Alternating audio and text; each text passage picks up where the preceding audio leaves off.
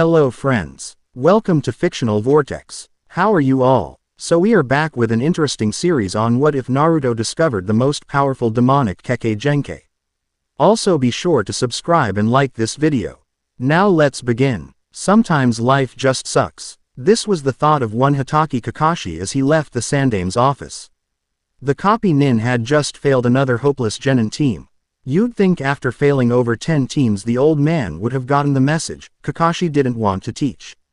The Cycloptic Junin too. RNED another page in his infamous orange book, marked it, and then put it away, too irritated to even enjoy the beauty that was Ika Paradise. Making his way through the streets of Konohagakure, he passed by the academy. Deciding to stop by for old time's sake, he smiled as he watched the students bicker in the area below, remembering how he and Obito would bicker constantly, or rather Obito would yell, cuss and gesture at him, and he reply with a sarcastic comment, which would cause the Uchiha to break into a swearing marathon. Kakashi chuckled, then left the area, suddenly remembering to pay his last respects of the day at the memorial, so he walked there, nostalgia setting in. En route to the memorial, he was paused as he heard the unmistakable sounds of a child crying. Deciding to play the Good Samaritan, he followed his ears to what appeared to be a blonde-haired youth that was rubbing his arms, what looked like bruises covering them. "You okay there, kid?" he asked, his eye half shut. To his surprise the kid jumped up with a look of outright terror on his face and ran away as if Kyuubi himself was after him. As the Junin tried to gather himself, one thought struck out in his mind. That kid's face looked familiar. Naruto ran. He ran till his legs were sore, till he couldn't run anymore. Of course by this stage he'd cleared half of Konoha, and was already in another training area, which fortunately was empty. That man, he was a shinobi, right Ni-san? Not just any shinobi kid. His chakra levels tell me he was a Junin. That's the elite class on ninja in this village. Naruto shivered. I was right, he could have killed me without blinking. He sat next to a tree and curled up, closing his eyes. Why won't they just leave me alone? Why won't they listen? I'm sorry, kid, the Kyuubi said sadly. Had I not attacked, maybe you'd have lived a happy life, with your father. Naruto shook his head. It's not your fault, and it's that weird man with the cloud jacket's fault, he smiled.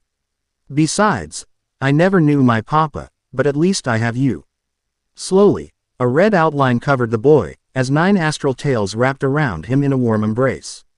And you. Kakashi had wrapped things up at the shrine, gotten something to eat, purchased the latest edition of Ika Paradise and soundly trounced Guy in a game of Old Maid, leaving the taijutsu specialist doing 100, single-handed handstand push-ups. Wonder if that kid was alright. Those bruises looked nasty. He shook himself. What am I worried for? He probably ran home to mama to kiss it better. Passing a happy family. Returning from a trip to the supermarket he smirked. If Obito could hear me now, ye gods, I'd never hear the end of it. Passing Kurenai and Asuma at a restaurant he decided to stop by for a chat. The red-eyed Kunoichi was concerned about the upcoming Junin exams, as she'd be competing for the first time against other hardened Chunin and wasn't particularly looking forward to it. Asuma, on the other hand, was quite certain she'd be fine, and pointedly told her and Kakashi so.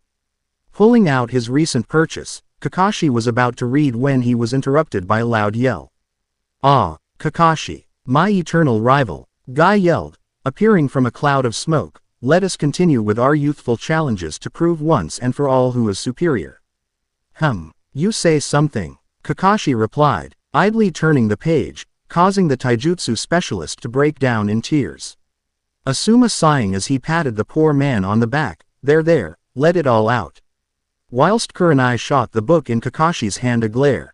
Sensing the red-eyed Kunoichi's bloodlust slowly rising, Kakashi decided to leave, marking his page for future reference. Entering his bachelor's apartment, the Junin promptly got ready for bed, after replacing his older novel with his recent purchase in his weapons pouch. That night, the citizens of Konohagakure fell asleep, H1 with dreams of a better day comes the dawn. The Hokage had nightmares concerning mountains of paperwork. Kakashi dreamed of his days with Team Arashi. Guy dreamt of taijutsu battles and flames of youth. Asuma dreamt of stuff. Kurenai dreamt of burning the writer of the Ika series, whoever he or she was, on a bonfire of their own smutty work. Ebisu had one of his closet pay. RV dreams that he'd promptly forget come dawn. Sakura and Ino dreamed of getting married to Sasuke. Choji dreamed of a mountain of his favorite foods. Shikamaru dreamt of clouds. Shino, let's just say he dreamed. Hiba dreamt of fighting hundreds of enemies he could beat with one blow. Hinata dreamt of her mother. Sasuke dreamt about his brother's death at his hands. All of the rookies slept relatively peacefully that night. All but one. Naruto sat, huddled in his shabby apartment, the blanket pulled over his knees, which his head rested on, listening. There were no noises tonight, no footsteps, and no angry voices. Even so, he couldn't fall asleep until he knew he was alone. An owl screeched, Naruto flinched, and then relaxed, by a hair. I hate this place. I know, kid, but you shouldn't blame them. Humans fear what they don't understand. Naruto sniffed and curled into a ball, an astral projection of a fox the size of a large horse wrapped around him, tails acting like a blanket. And flanked a makeshift pillow. When will they leave me alone? He asked. Kyuubi sighed. Let it be for now, kid, he whispered, nuzzling him. You need your rest. Naruto yawned and, after a moment's shuffling, began to snore. Kakashi, having spent more than enough time at his teammates' and sensei's graves respectively, decided it was time to get on with his chores for today. Several basic missions, a quick break at the cafeteria, where he agonizingly watched Anko devour the last of the dumplings, and the public humiliation of Guy at rock paper scissors, and Kakashi was quite content with the day and decided to treat himself at the new steakhouse that opened. Taking a menu, he noticed that there were several high-ranked members of the Letting clans here, probably as guests. What are you doing here, brat? Someone sneered. Kakashi looked up from his menu to see a waiter glaring at a blonde child, who was pointing at a sign. Your sign said you needed some help, are you hiring? The waiter glared down his nose at the boy. Maybe, but not you. He threw an ashtray at the boy. Get out of here before I call the chef, he's been dying to have a go at you. The look of fear on the boy's face was what snapped Kakashi back into place. That's the kid from yesterday. He stared at the whisker-marked features in wonder, before they scrunched up in tears and ran off. Pitiful, the waiter muttered, adjusting the tie at his neck. He turned as he saw Kakashi stand up. Sir, can I help you? The waiter would later be admitted to the Konoha Medica ward in an attempt to remove his head from the table it had been smashed through. Bastard, Kakashi growled, as he looked for the boy, treating a child like that. Naruto had, from the Junin's viewpoint, been looking a bit green around the gills, and judging from the boy's expression, practically starving. Could you blame the poor kid for trying to earn a quick meal? As he passed an alley, he noticed that something was hidden behind several garbage bags. Further inspection revealed it to be his target. Kakashi, with worry evident in his eye, moved to examine him, gently turning him over. As I thought, malnutrition coupled with exhaustion, he passed out from the strain. Picking the boy up, he eyed the surroundings. I need to get him some medical assistance. With that, he teleported, having every confidence in the Konoha medical ninjas. Kakashi ground his teeth, trying to restrain himself from using Reikiri on every medic nin in the hospital. When he tried to check Naruto in, the doctors seemed to almost enjoy taking their sweet time, only to tell him that there were no available staff members, as most had taken the day off. Deciding to skip any further arguments, Kakashi simply jumped to the Hokage's office and demanded to be admitted. To say the old man was a little surprised at the intrusion was an understatement. Kakashi, he asked, looking up from his paperwork. Is something the matter? The Junin grunted and set his blonde charge on a bench near the window. You could say that, Naruto, after being chased out of a restaurant, passed out, from either hunger or strain. The Hokage seemed surprised as he stood up, tapping out his pipe and refilling it. Didn't you take him to the hospital? The aged leader asked, trying to find his matches. Kakashi snorted.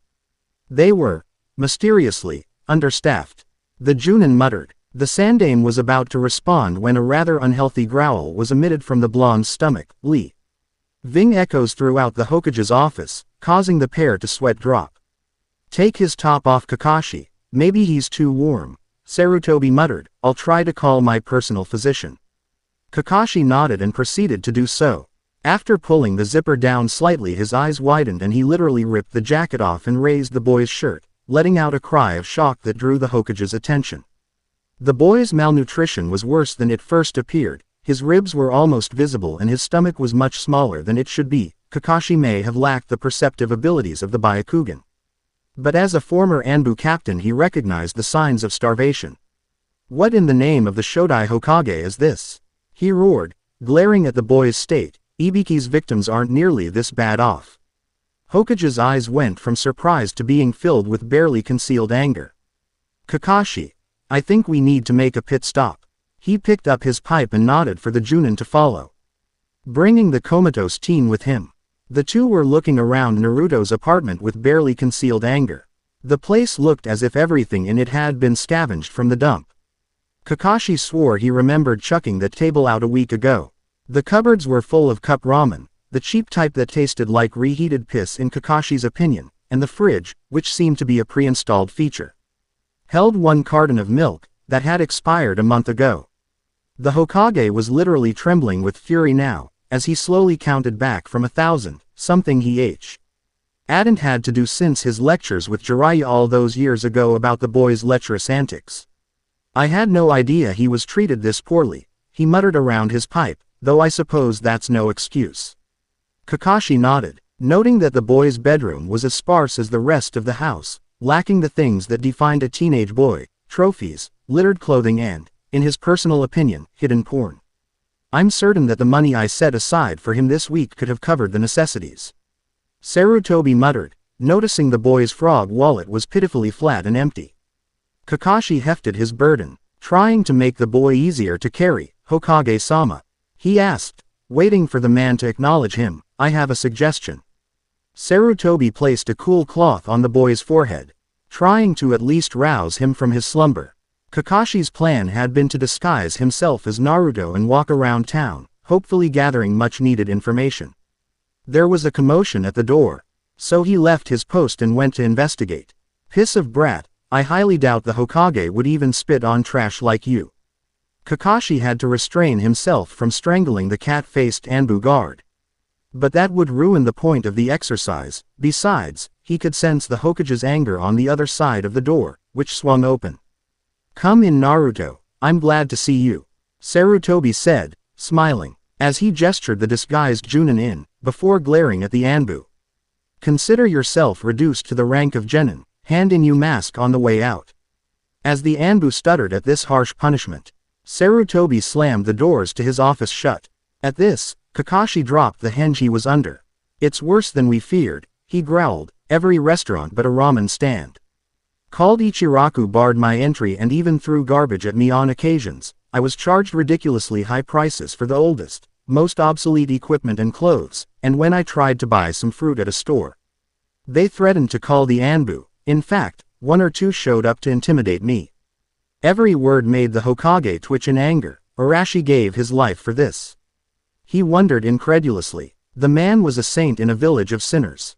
"That's not all. The Anbu incident occurred when I tried to gain entry into the shinobi library. The harpy at the checkout took one look at me and screeched for security. I think she was Haruno's wife. Not many women with pink hair after all."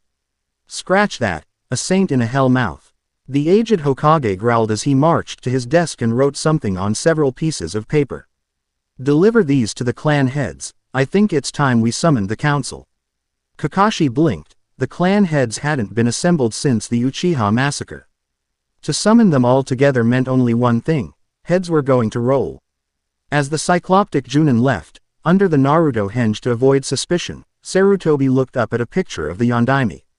"I'm sorry, Arashi, but I swear I won't make the same mistake twice." He looked at the boy lying before him and scowled. "I won't let this ruin your plans, and certainly not after all you gave for him." Hyuga Hiyashi was a man of many virtues, but patience was not one of them. As head of the prestigious Hyuga clan, he didn't particularly like being summoned from his bed to attend, of all things, an unarranged council meeting. This isn't like Sarutobi, he thought, pale eyes narrowing, unless we're going to war again. As he entered, flanked by his guard, personally selected members of the branch family, he noted that everyone was present, even the Aburame clan's Shibi, whose silent presence added an air of seriousness. The 3 members of the Ino Shikacho were also present, Inoichi sitting quietly, Choza eating a rice ball, whilst Shikado was looking around, seemingly bored. When the Sandaime appeared, Hiyashi was about to speak up when he noticed the look in the old man's eye. A look that he'd only seen once before, and wished never to see again. It has come to my attention that there have been a number of injustices being committed upon a certain citizen in this village. Someone who I'm sure you're all aware of. The clan heads looked amongst each other, until Inuzuka Sume, ever eloquent, spoke up. Who the hell are you talking about? She asked, which basically summed up everybody's thoughts. Sarutobi glared at the woman and her canine until said animal began to whine. I am referring to one Uzumaki Naruto. The elders began to speak out when they were silenced by a glare filled with more than a little killing intent. Nara Shikado actually sat up straight, eyes wide. Oh fuck, he's pissed. In the world of shinobi, there are several little facts that anyone learns quickly. One is that one doesn't become a Kage without being the strongest, most powerful ninja in the village, and secondly, that being in the same room as an angered Hokage meant one of few things. Someone was either going to be demoted, killed, spending the next few years either performing D-ranked missions or recovering from the most severe beating of their life in intensive care. From the look on the Sandaime's face, it looked like all of the above was about to be added to the ever-growing list. The boy is only a teenager and yet he has suffered such treatment that even Morino Ibiki was shocked. Just look at this. A projector started up and displayed a picture of a rather thin blonde. Choza actually gasped in fright. How can anyone be that thin and live? He yelled. There's no way that picture can be real. Sarutobi scowled. It's real all right, I took it myself, after I had Naruto examined by my personal physician. He turned to look at them all. Hitaki Kakashi, former Anbu captain, now Junin, spent a day disguised as Naruto, and the level of abuse he suffered varied outright cruelty to potential murder. Hiyashi frowned. So, the boy has that damned fox sealed in him. Wouldn't it be better if someone just killed him off? There was a general amount of agreement from the clan heads, except, unsurprisingly, Aburame Shibi, who merely remained silent. The Sandaime scowled at the Hyuga. Vessel or not, I swore to Yondaime that the boy would not be harmed by this village. His last wish was for the boy to be seen as a hero. Hiyashi frowned. Pardon me, Hokage-sama, but I fail to see why Yondaime would put so much emphasis on this brat's safety. I'll admit the man was a saint, but even he wouldn't harbor a demon. Again there was a round of agreement and Hiyashi felt as if he'd sufficiently ended the argument, especially when the Hokage sighed. Perhaps you're right, what was I thinking? Hiyashi smirked. A simple lapse of judgment, Hokage-sama. After all, why on earth would a man go to such lengths to protect his own child? The room fell silent, as if struck dumb. Even Shibi's eyes widened behind his ever-present glasses. Choza had stopped eating. Shikado looked startled and Inoichi's eyes were as wide as saucers. Sume's jaw actually hung loose, while the Hyuga head seemed at a loss for words. So you're saying? Shibi began. And the Sandaime nodded. The boy is Kazama Kaji, son of Kazama Arashi, the Yondaime. The room fell deathly silent, before Shikado spoke up. But hold up, Yondaime never married. How could he have a son? He did marry, he just never publicly announced it. Sarutobi replied, pulling out his pipe and lighting it. I personally married them, I even delivered the boy when the time came. Not even Jiraiya, the fourth sensei, knows about the union. He took a drag of his pipe. Only 2 other people know of the boy's heritage, one of them is Orochimaru, who happened to find out by chance. Everyone flinched at this, the snake Sennin's name still being a sore point to many Junin. And the second? Shikado asked. Sarutobi sighed. The Anbu who helped deliver him, Uchiha Itachi. Everyone's eyes widened. 2 S-class missing nins with knowledge of the Yondaime's son, this was bad. Also, as a result of the 4th seal, he will soon gain control over the Kyuubi's chakra. Everyone flinched as the math added up. The Yondaime's son, coupled with the infinite chakra of the Kyuubi. In layman's terms, snafu. Sarutobi exhaled. So as you can see, we have a genin with the potential to become the next Hokage, who according to Kakashi, has more than enough reason to justifiably hate everyone in this village. The elders flinched at this, realizing what this meant. It would be the Uchiha massacre all over again, on a larger scale. As of today, I am making it clear that if anyone so much as threatens the boy and I hear of it, I'll trace it back to their clan head.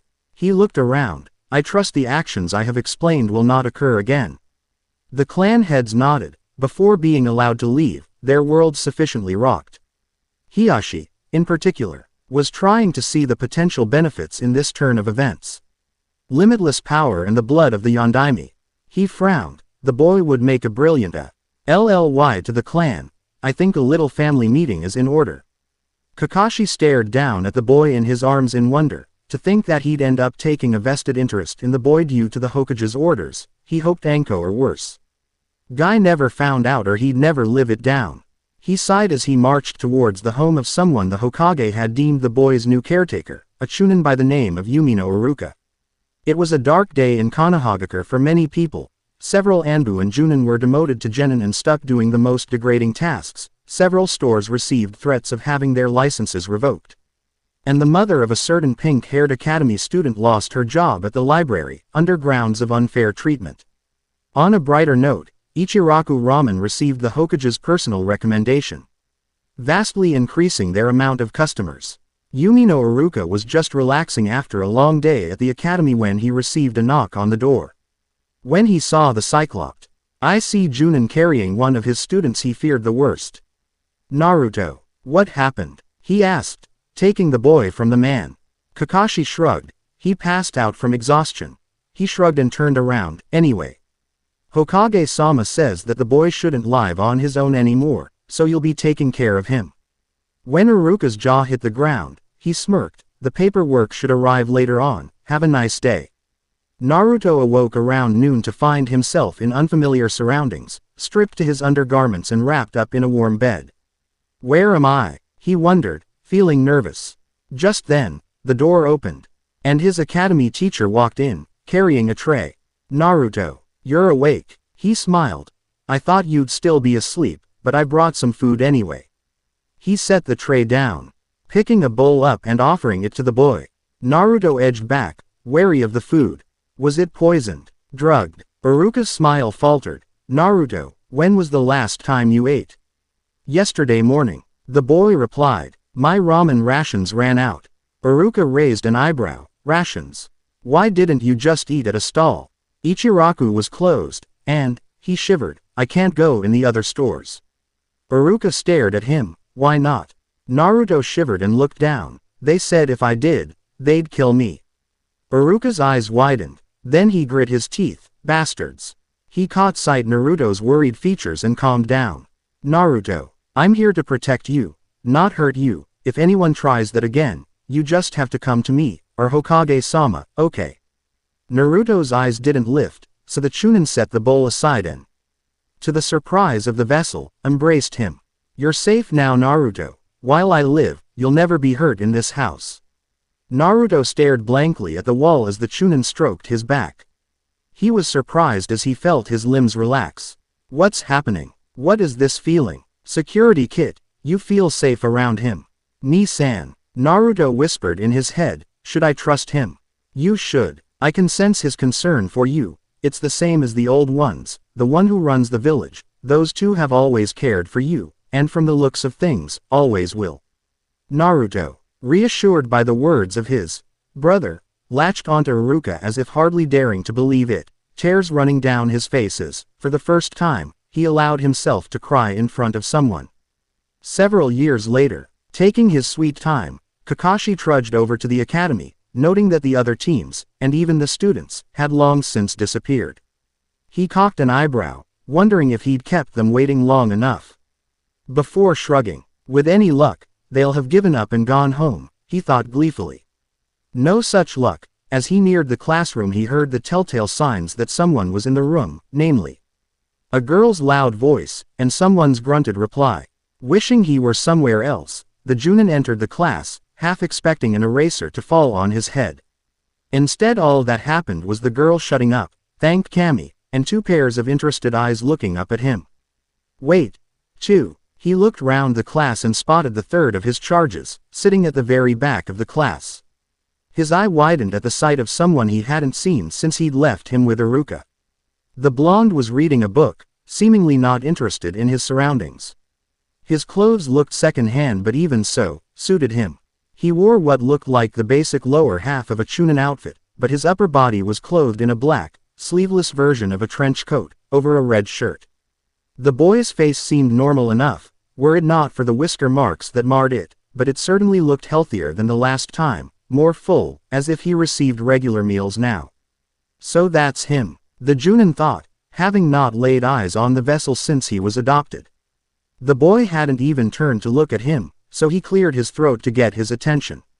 Team 7, he asked, meet me on the rooftop in 10 minutes.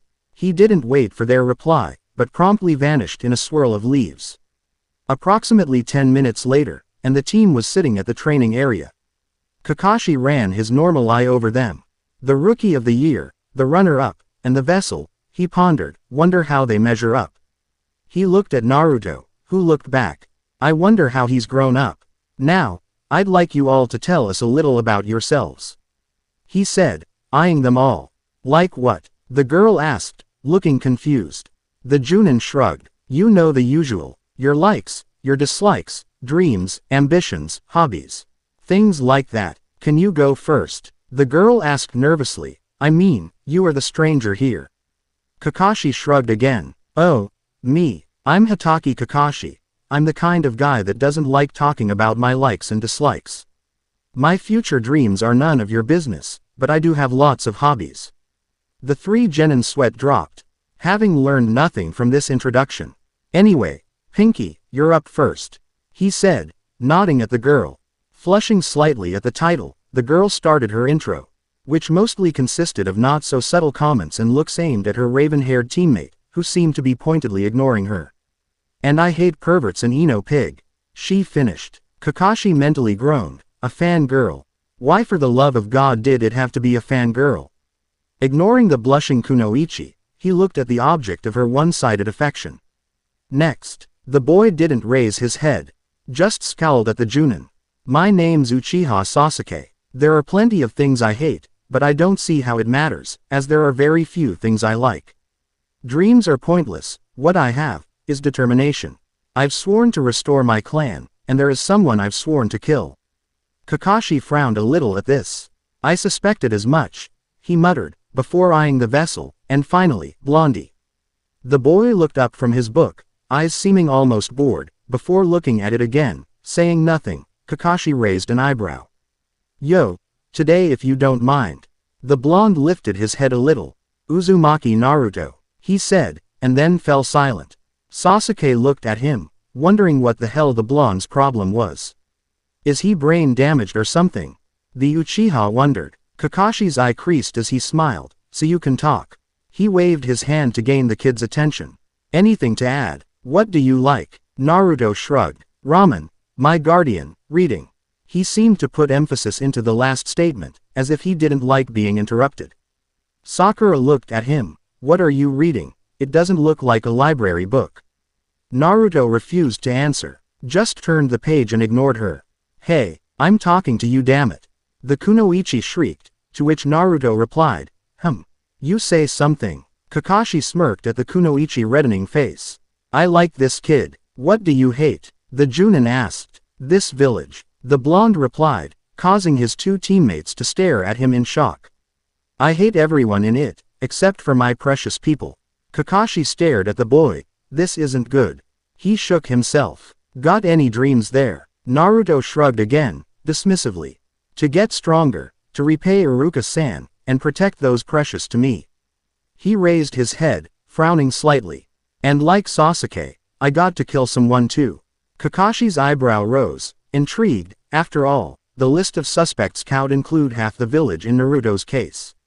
Who? Naruto refused to elaborate, causing the Junin to scratch his head in irritation. So your reason for becoming a ninja? He asked, trying to find something out about the boy. Naruto raised his head a little. Nisan said I should. This stumped the Junin, who knew the boy was an orphan. Nisan, you mean Iruka? He asked, hoping the boy would elaborate. But Naruto said nothing, just lowered his head again, as if hoping that would end the discussion. Kakashi sighed, knowing he was going to regret this. Formal training begins tomorrow, he said, stretching. We'll be doing survival exercises. Gotta warn you though, you really shouldn't eat anything, unless you enjoy puking. Kakashi sat in the Junin bar, sipping an energy drink, and glaring at a minuscule speck on the wall, as if trying to drill through it. Kurenai and Asuma walked up. The Genjutsu specialist and the chain smoker seemed deep in conversation. Yo, Kakashi greeted, waving them over. The female Junin nodded and Asuma took a drag of his cancer stick. So how are the teams looking this year? Asuma shrugged. I got the second generation of Ino Shikacho. They're not up to their parents' level but their teamwork's good, once Ino starts yelling at the others. Kurenai nodded. My team's not too bad either. I have the Hyuga heiress Hinata, her form's good. But she lacks confidence. Aburame Shino's quiet, but he's got a good head on his shoulders, which is a relief, since the Inuzuka boy seems to have his volume dial stuck on high. Kakashi cringed, knowing just how rowdy that particular clan got. Asuma lit another cigarette. What about your lot, Kakashi? The cycloptic Junin shrugged. I got stuck with Sasuke from Uchiha, one of his groupies in the vessel. The two winced at this clipped reply. Ouch. Asuma muttered. So how'd they measure up? Kakashi sighed, covering his eye. Sasuke's so much like I used to be I'm almost ashamed.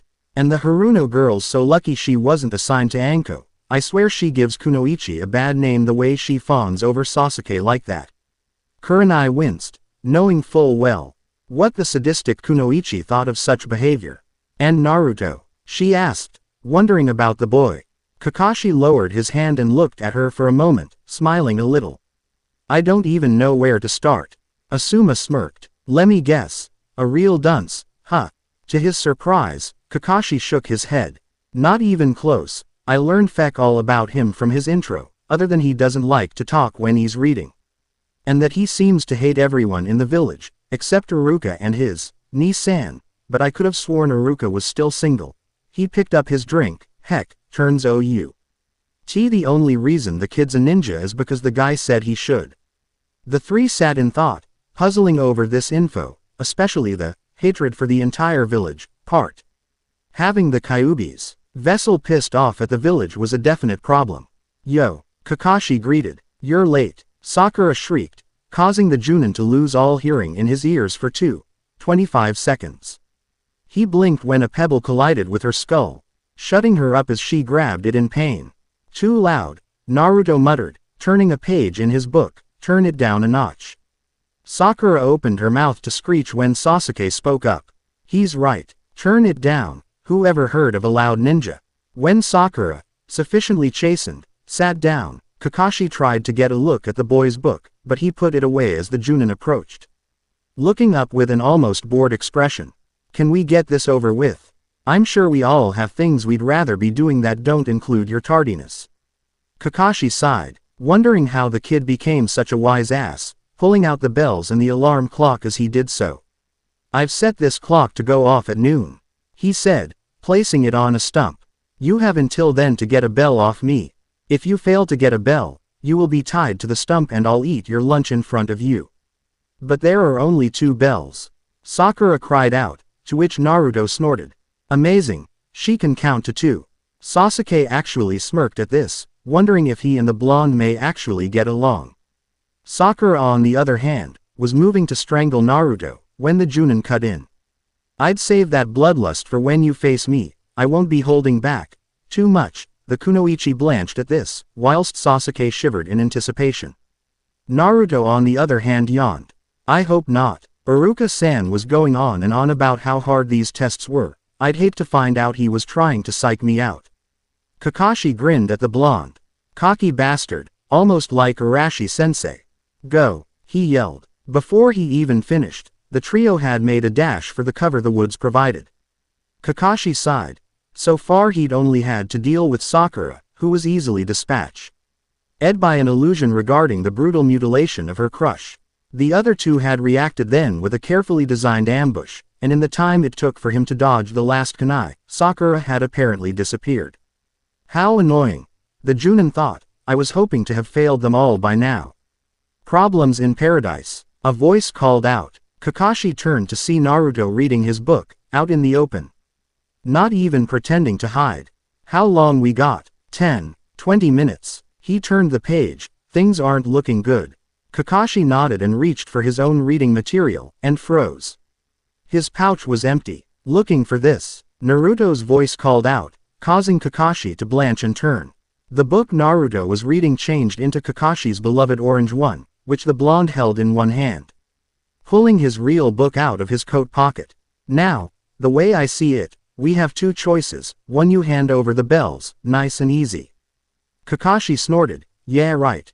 And the second choice? Naruto smirked, as Sasuke appeared out of nowhere, a tiger-like smirk on his face.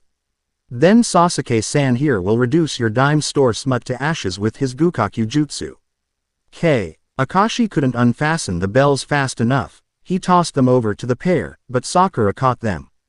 Haruno, check them. Naruto asked, eyeing Kakashi as Sasuke made the seals. The pink-haired Kunoichi did so, before nodding. They're real. Naruto sighed as he tossed the orange book over. Really? Surrendering the target for cheap pornography? Are you really a former Anbu captain? Kakashi flinched. Before pocketing the book, how'd you get it anyway? He asked, interested. Naruto shrugged. Before you showed up, I used a Kage Bunshin to take my place, then used Kawarimi to switch your book with one of these. He created a Bunshin, which promptly used Henge to transform into Kakashi's book. Took me a while to see what was on your current page, but once I knew it I switched it with the Bunshin. He cocked his head. After Sasuke and I rescued Forehead here. The girl yelled at this but was ignored. I filled them in on my plan. Sasuke would use his fireball technique on the book. And when you handed the bells over, Haruno-san would check for any genjutsu. Kakashi stared at the boy, his flabber officially gasted. Well now, hasn't he turned out interesting? At that minute, the alarm went off, causing Naruto to smirk, putting his book away, and dispelling his Bunshin. He looked at the Junin, a fox-like grin adorning his face that said quite clearly.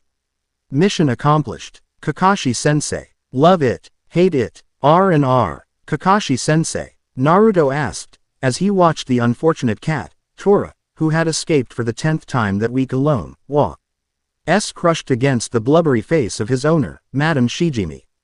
Could that be considered cruelty to animals? Kakashi flinched, hoping the fire daimyo's wife hadn't heard that remark, but the Wam. And merely thanked them and paid for their services at the reception office. Sasuke, who was looking bored, shrugged off Sakura's advances and looked around the office. Naruto, marking his page, looked up at the elderly village leader. Hey, Oji-san, when can our team do some real work? Sakura bonked the blonde on the head, only for him to dissolve into smoke as the Bunshin spell broke, and a voice behind her tsked. Control your temper, Haruno, Naruto muttered, turning a page in his book. Unless you want to develop wrinkles on that billboard you call a forehead. As Sakura sputtered in outrage. The blonde looked up at the Hokage. Can we have a mission with a little excitement this time? It's boring doing all this small stuff, all we're learning is that Kakashi-sensei Lee Kess to read his porn while we chase cats. Kakashi sighed, ignoring the comment to his reading material. Be grateful for what you can get. He muttered, wondering when the genin would stop asking that question, unfortunately. The blonde had Sasuke's support in this, surprisingly, and as a result, Sakura's. Iruka stood up, yelling at his former student, and adoptive brother.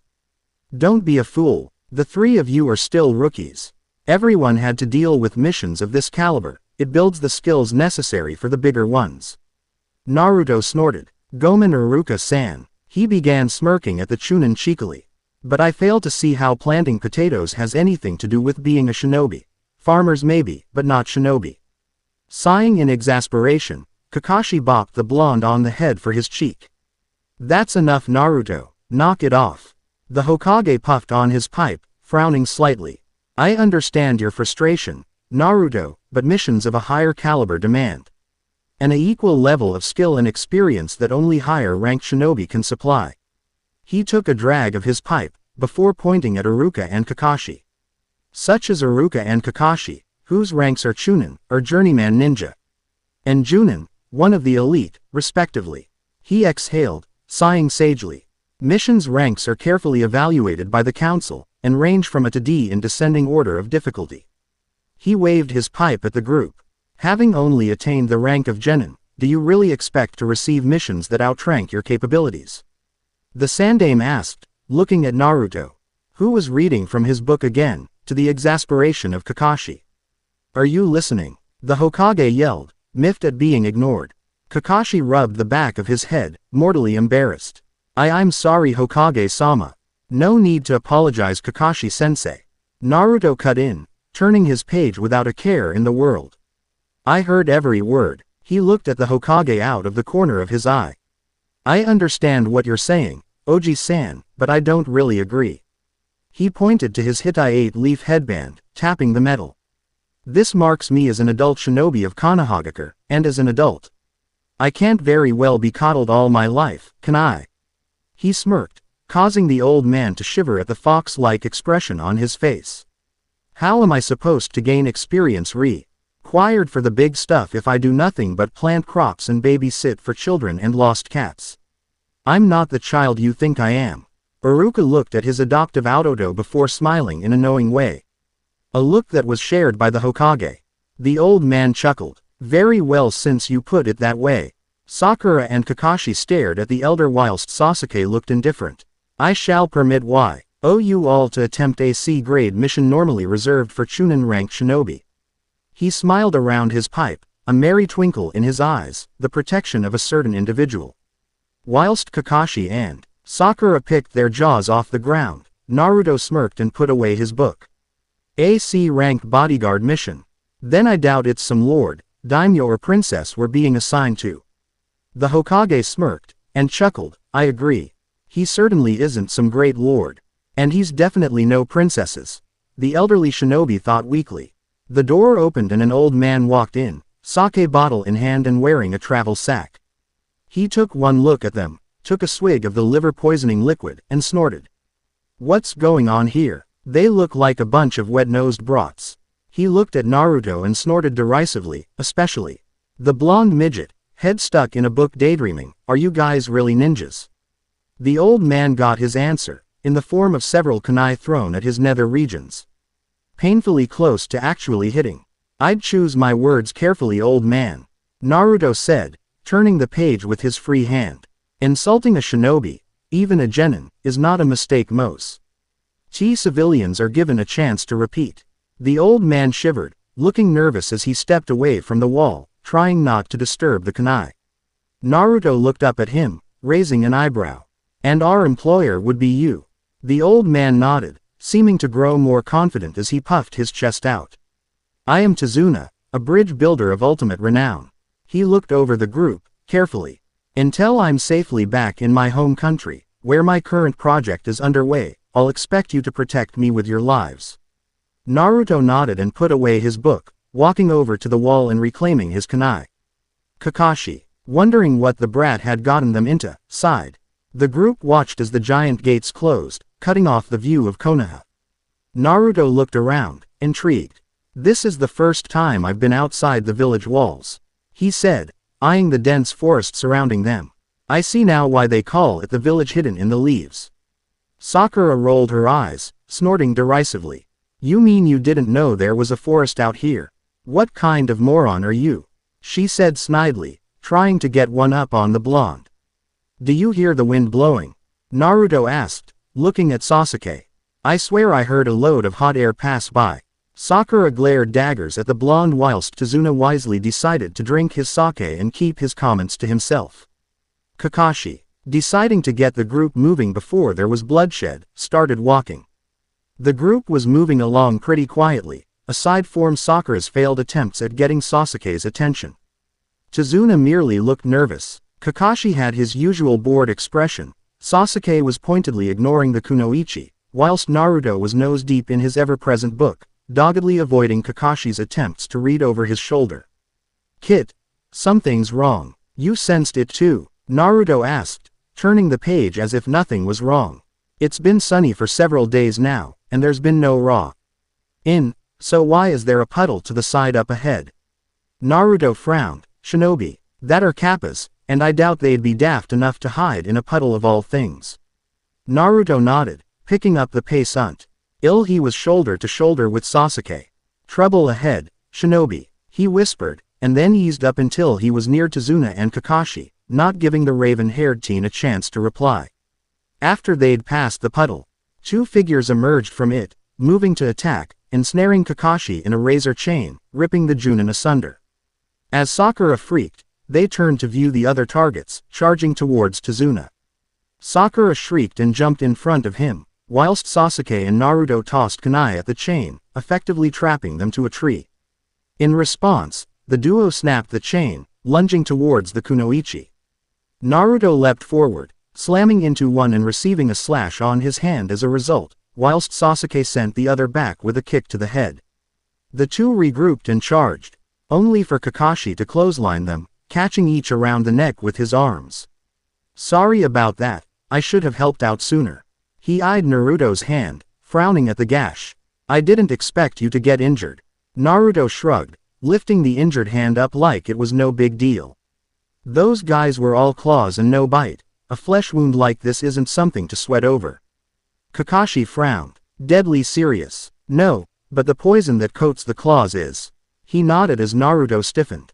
We need to clean that wound as soon as possible. Naruto scowled, drew a kunai, and before anyone could say anything, cut his hand open. When Sakura moved to shriek, he silenced her with a glare. The flow of blood should wash away the poison, and ensure none enters my bloodstream. Not that I need to worry about being poisoned. Your chakra literally neutralizes any foreign drugs or toxins in my body, Ni-san. It does pay to keep up appearances though. While conversing with Kyuubi, Naruto allowed Kakashi to wrap his hand in bandages, taking it out of the Junin's grasp as he noticed how quickly the wound had healed. Naruto walked over to the two Chunin, glaring back at them until they lowered their gazes. So what do we do about Laurel and Hardy here? I doubt it'd be clever to just leave them. Kakashi frowned then nodded. When you were fighting, I sent a message to any nearby Konoha Anbu to deal with these two. He glared at them, causing them to flinch. I'm sure they'll love to spill their guts as to why they were waiting to ambush us. The cycloptic Junin turned to Tazuna, his gaze not losing its intensity. Though I'm sure our employer has a good enough idea, Tazuna-san. While the adults talked, Naruto pulled his book out, and began reading. Until Sasuke walked up to him, not saying anything. After a while, Naruto looked at him over the top of his book. Yes, nice spot back there. How do you know where they were? The Uchiha asked. To which Naruto shrugged. Not many puddles are about during a day like this, especially when it hasn't rained in over a week. He turned the page in his book, nodding over his shoulder. That and the fact that our employer was obviously spooked about something. Sakura seethed as the two boys chatted, as if she wasn't there. Damn it, I spent weeks trying to get Sasuke to even look at me, and here's Naruto talking to him like it's no big deal. Inside her head, inner Sakura ripped an image of Naruto to shreds, before setting said shreds on fire. Sasuke, you were so cool, she cried out, trying to gain her crush's attention. The Uchiha ignored her, whilst Naruto looked over the top of his book at her, almost bored. Where'd you pop up from? Didn't we leave you in Konoha? As Sakura gnashed her teeth, ignored by both of her teammates, the two adults continued their conversation, ignoring the grinding noises that sounded like slabs of rock rubbing against each other. I have to admit, that's one hell of a bridge, Naruto said, as they crossed by boat to the wave country. Kakashi had to agree, despite himself. It would appear that Tazuna wasn't bragging about his skills as a bridge maker. The ferryman looked over his shoulder, nervous. Tazuna, so far we've been overlooked, but just to be on the safe side, we'll take the inland route and make landfall under the mangrove covering. Tazuna nodded, grateful for the aid. Thanks. Thanks again. You took such a risk, I shouldn't have asked it of you. The ferryman nodded, before moving his boat away, disappearing into the mist. As the group moved on, Naruto began to shiver, as if something cold was slithering down his spine. You're being watched. Naruto scowled, then tossed a shuriken into the shrubbery, startling the others. Naruto, what the heck? Sakura screeched, startled out of her wits. Are you trying to act cool again? Ignoring the kunoichi, Naruto marched into the bush. and came back holding a snow hare and his shuriken. Look what you did. The kunoichi shrieked again, taking a superior tone, attacking an innocent creature like that. And you're supposed to be the brightest kunoichi in Konoha, Naruto said in a bored, annoyed tone. Clearly the standards have plummeted. As Sakura sputtered, Naruto pocketed his shuriken, and then held up the rabbit to her face by its ears. First off, this snow hare has its winter coat on, but it's the middle of summer. He pulled out a piece of cloth, shoving that under her nose as well. Secondly, this is a piece of fabric from someone's clothes, which I'm sure isn't the hare's. He put the cloth away and petted the hare, calming it down. My guess is that this is someone's pet, and they used it to switch places with via Kawarimi, Sasuke stated with a frown, before glaring at Sakura in annoyance. And another thing, how the hell are we supposed to sneak eye? NTO wave country if you deafen every living thing within earshot with your screeching. Sakura's mouth opened and closed but no words came out, too shocked, embarrassed and angry to say anything, when Kakashi yelled for them to take cover. Naruto kicked out, causing Sakura to fall over, just in time as a massive sword whirled through the air, slamming into a tree as it passed. When the group looked up, there was a man standing on the sword's handle, looking over his shoulder at them, his headband displaying 4 curved lines. This one is much stronger than the 2 before, I'd say Junin level at least. Naruto nodded, on guard and ready to fight or flee. He must be if he actually can fight with that overgrown cleaver, it must weigh more than he does. Well, if it isn't Momochi Zabuza, the kid that ran of and left Kiri no Kuni, the land of mist. Kakashi muttered, looking up at the nin, cautiously. Naruto was about to say something when Kakashi waved a hand in front of his face. Don't interfere. Give me room. He looked up, frowning slightly, this one's on a higher level than our former opponents.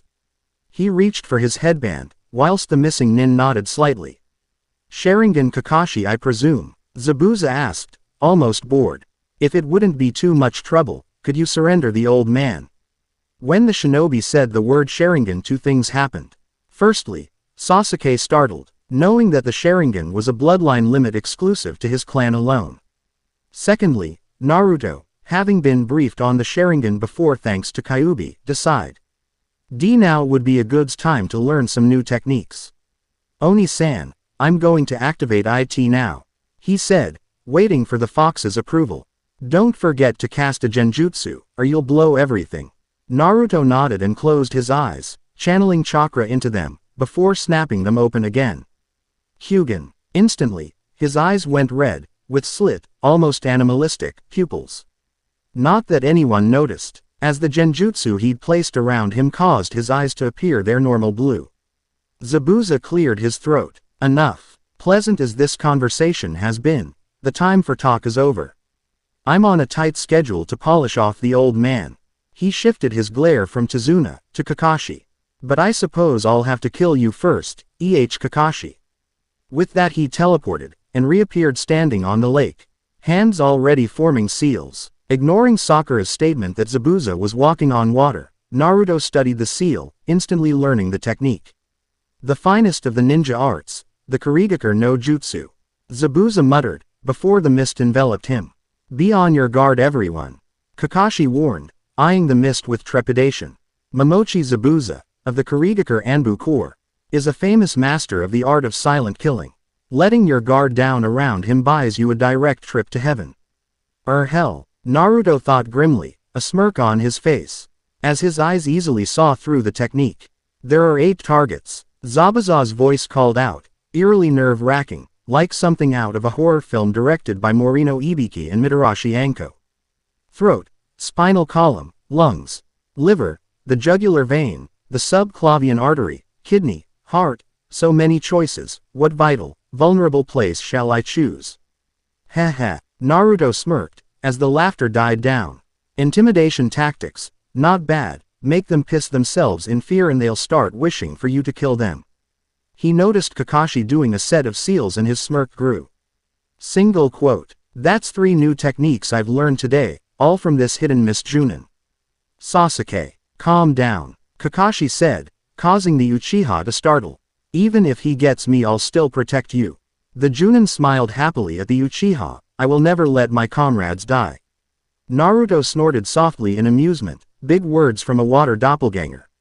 I wouldn't bet on that, Zabuza stated, appearing right in the middle of them and about to swing at Tazuna, until Naruto's foot hit him in the chin, followed closely by Kakashi ramming into his chest. That water prison may come in handy at some stage, Naruto muttered, watching as Kakashi floundered inside. But the lack of mobility is a hindrance. Plus you lack any training in one-handed seals, so you'll need to train harder before you can use it. At that minute, Zabuza's Mizu Bunshin charged, sending the blonde genin flying with a kick, his Hitai-8 trapped under its foot. Everyone, listen, take Tazuna and go, Kakashi called out from the prison. You can't win this fight, and he can't leave this spot if he wishes to hold me. And his Mizu Bunshin will lose its integrity the further it gets from him. So scram. They were about to do so when Naruto charged the Bunshin, kunai in hand. The Bunshin went to kick, and connected, but not before the blonde had achieved his goal, retrieving his headband.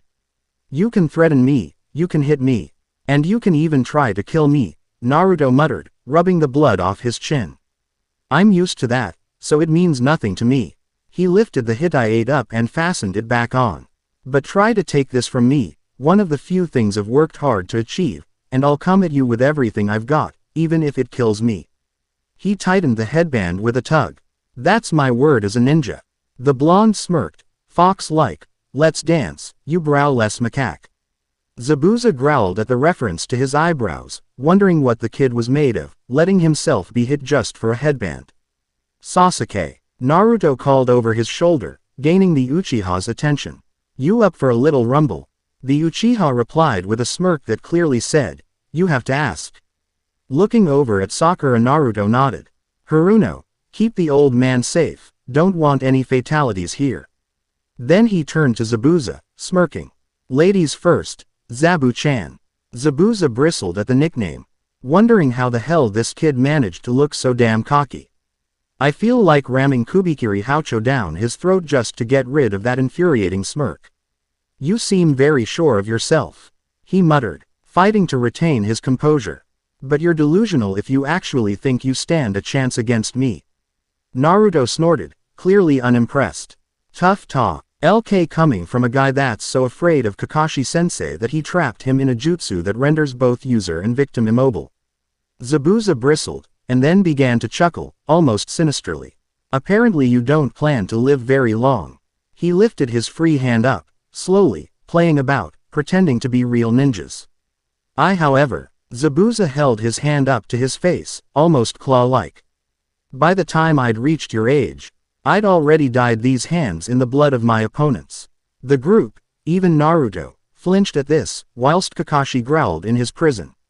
The demon, Zabuza. Zabuza nodded, looking interested. It would appear that my reputation has preceded me.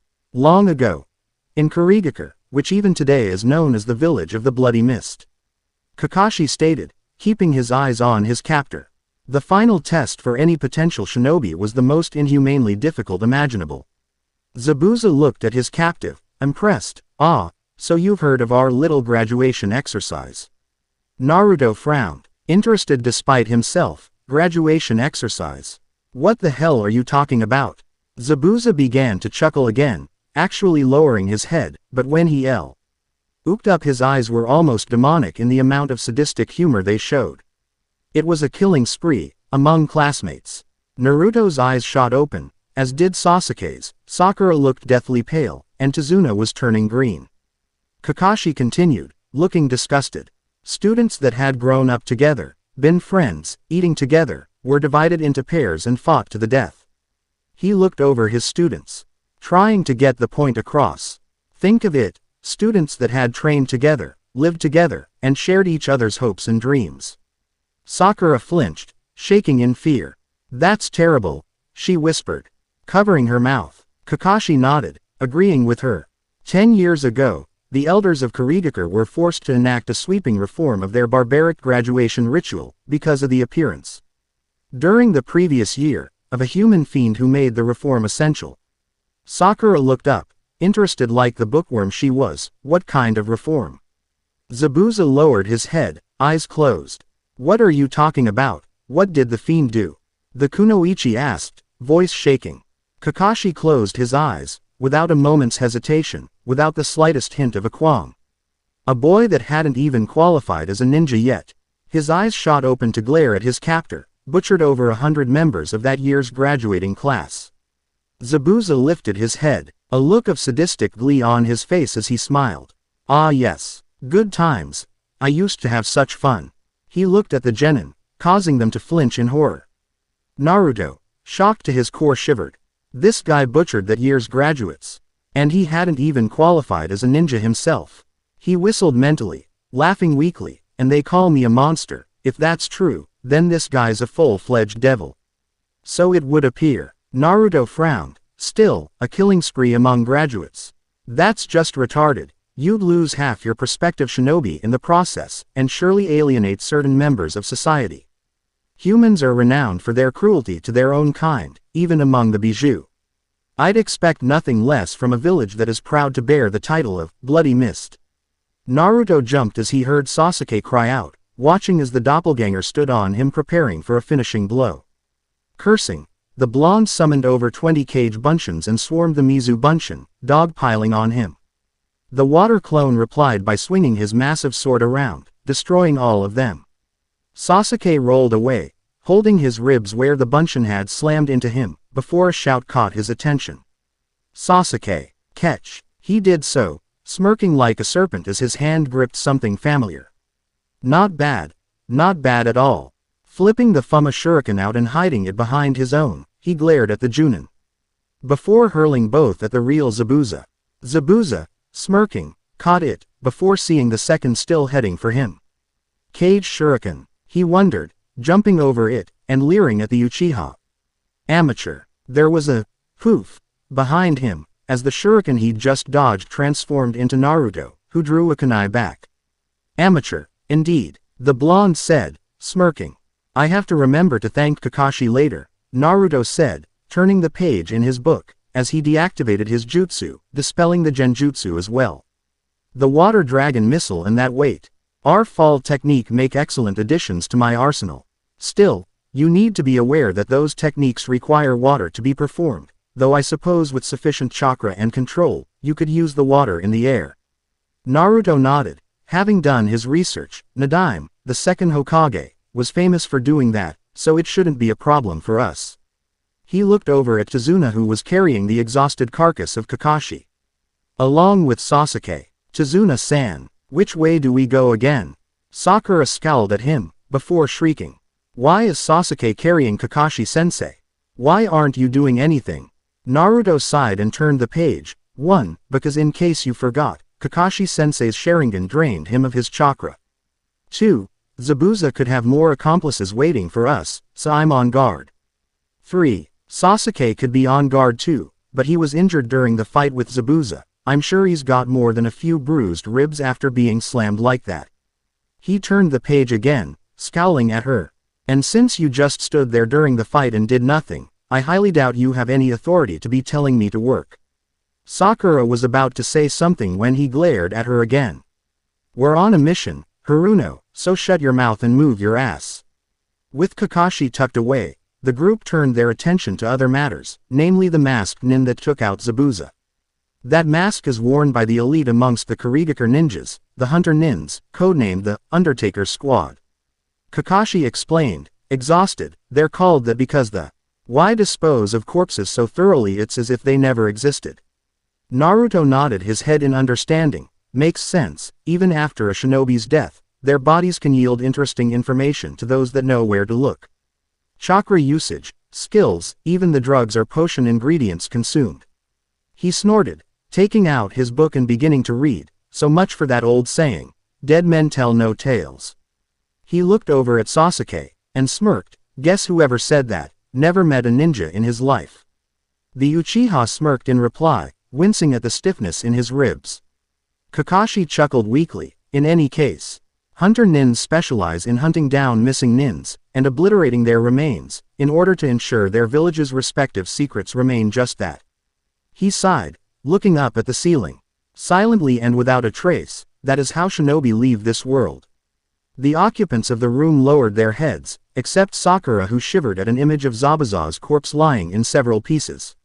Like building blocks. What do you think? Note: Kyugen basically is short for 9 eyes. Details on the Kyugen's ability will be explained later. For a visual, just look at Naruto's eyes when he's being influenced by Kyuubi's chakra. Naruto stared at his instructor as if he'd sprouted a tail, rubbing a finger in his ear. I think I misheard you. I could have sworn you said we'd be climbing trees as training. Kakashi smiled behind his mask, as he steadied himself on his crutches. You heard right. It's very good for chakra control. He opened his eye and looked over them all. Especially since you won't be allowed to use your hands. Sakura looked at him, flummoxed. How the? Kakashi promptly made the ram seal and walked up the tree, crutches and all. Until he was standing upside down like some overgrown bat. Gaining mastery over this kind of technique means that you'll have greater chakra control, as well as increasing your chakra levels, so theoretically, mastering this technique means that no jutsu should be beyond you. That's good to know, a voice said behind him.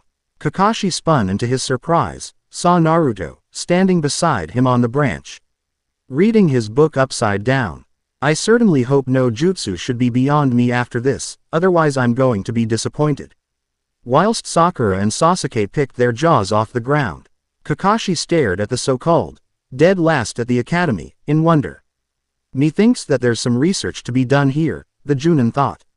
Well, since you've mastered this, I guess there's no need for you to be here. He nodded in the direction of the house. You can guard Tazuna while Sakura and Sasuke train. He walked down again. I'm going to rest up. Naruto nodded, before walking down the tree to the floor. As he passed Sasuke he stopped. Been meaning to ask you, he said, getting the Uchiha's attention. What are the seals for that fireball technique of yours? Sasuke frowned. Where do you learn to do that? He nodded towards the tree.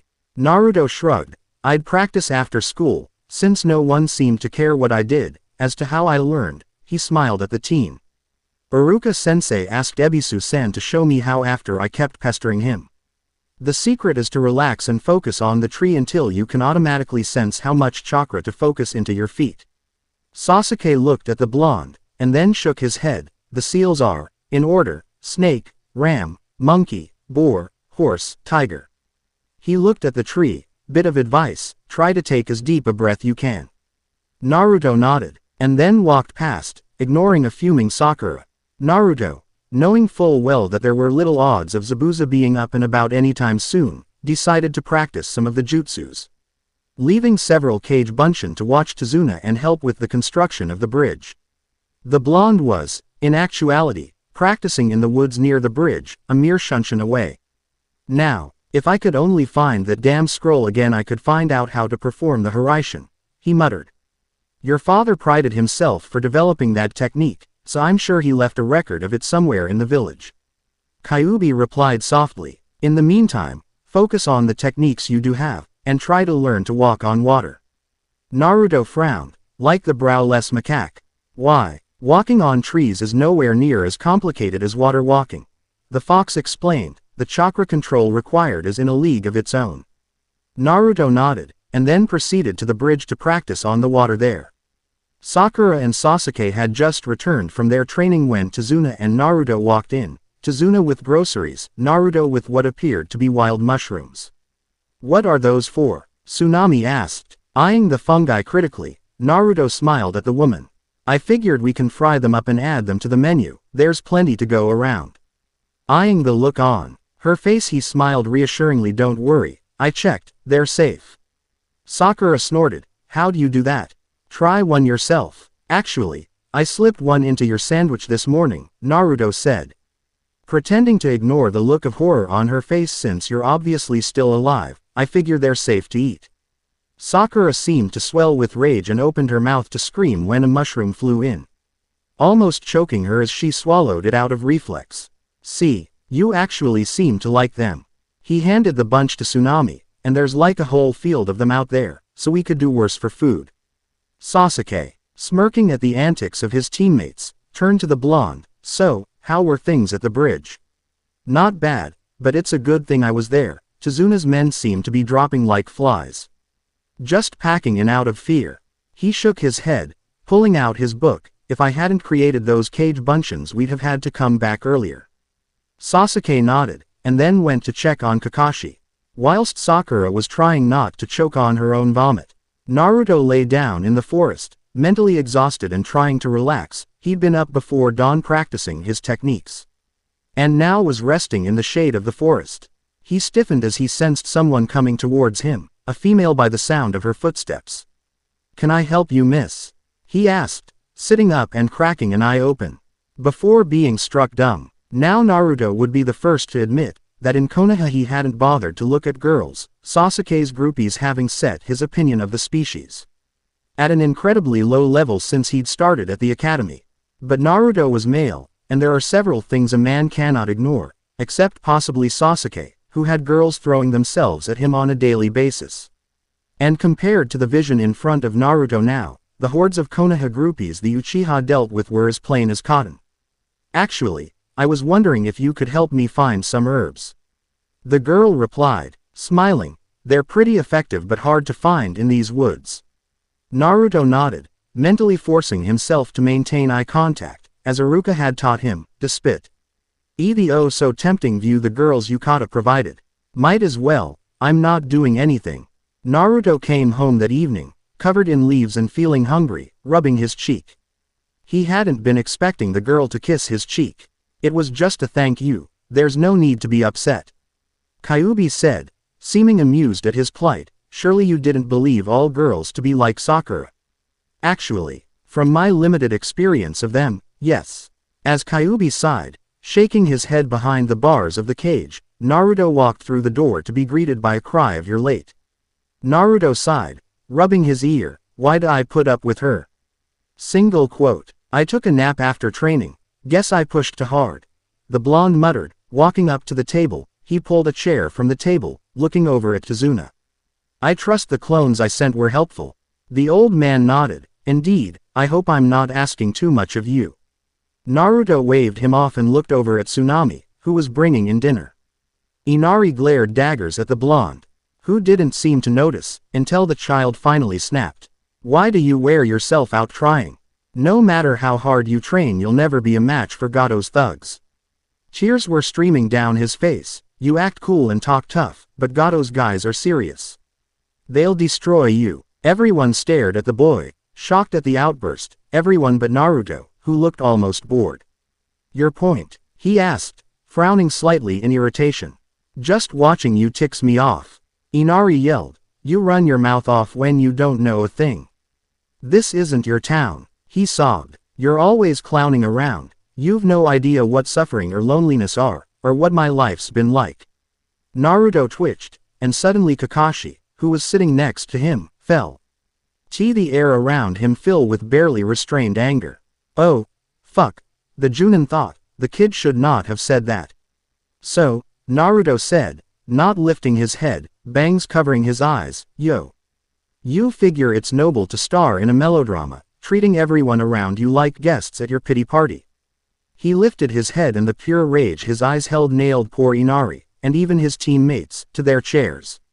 "I suppose that to you it takes a really big man to sit around and cry, you big baby." With that Naruto stood up, sending one last glare at the boy over his shoulder. "People like you make me sick," he muttered, marching out the door. Sasuke stared after him, shivering from feeling the suppressed killing intent Naruto had given off.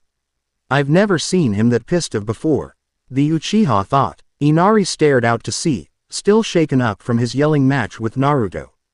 "May I join you?" Kakashi asked, looking down at him. When the boy didn't reply, the Junin sat. "It must have been hard, growing up without your father," Kakashi muttered. "I can relate," he thought, smiling sadly. "But you were wrong about Naruto, he does know the feeling, even more so. He spent the first few years of his life without any parents." Inari jumped, looking up in wonder. Kakashi sighed. He never even had a single friend, not one person to share his dreams with. "When I first met him, he was living in a cheap apartment, alone, with barely any food or comforts. He would have been your age at the time." Inari looked horrified at the thought, but Kakashi continued. It was only after he found this out that the Hokage assigned him to a caretaker, but some wounds run deep, and no amount of care can heal a wound that's existed since birth. Naruto will carry those scars, till he dies. Kakashi smiled. So that's why he blew up at you, he can't stand to see you pitying yourself. Inari stared at him and he chuckled. You've gotten under his skin, he won't rest until he's set you right. Naruto cursed as he pulled his clothes on. Why didn't you wake me? He yelled mentally. Your mental energies needed time to recover. I wasn't about to interfere with your body more than I have to. Naruto snarled and pulled his coat on, stiffening at the sound of the door breaking. The two samurai glared at Tsunami and Inari. We only need one hostage, so come with us or we carve the kid up. Tsunami hugged Inari tighter, trying to protect him, when the scarred one stepped forward, only to stiffen, before falling over. Several shuriken lodged in his spine. It would appear you have a pest problem, Tsunami. Naruto stated, stepping over the corpse of the other thug. He pulled his shuriken out, wiping them down to prevent rust. Guess it was fortunate I overslept. Tsunami, too shocked to speak, stared at the corpses, before Naruto sighed. There's an old saying. A warrior that wields a weapon, should expect to die by one. Naruto rolled the corpses out the door, and into the water, and they were going to use you as a hostage, this way they don't get the chance to repeat the act later.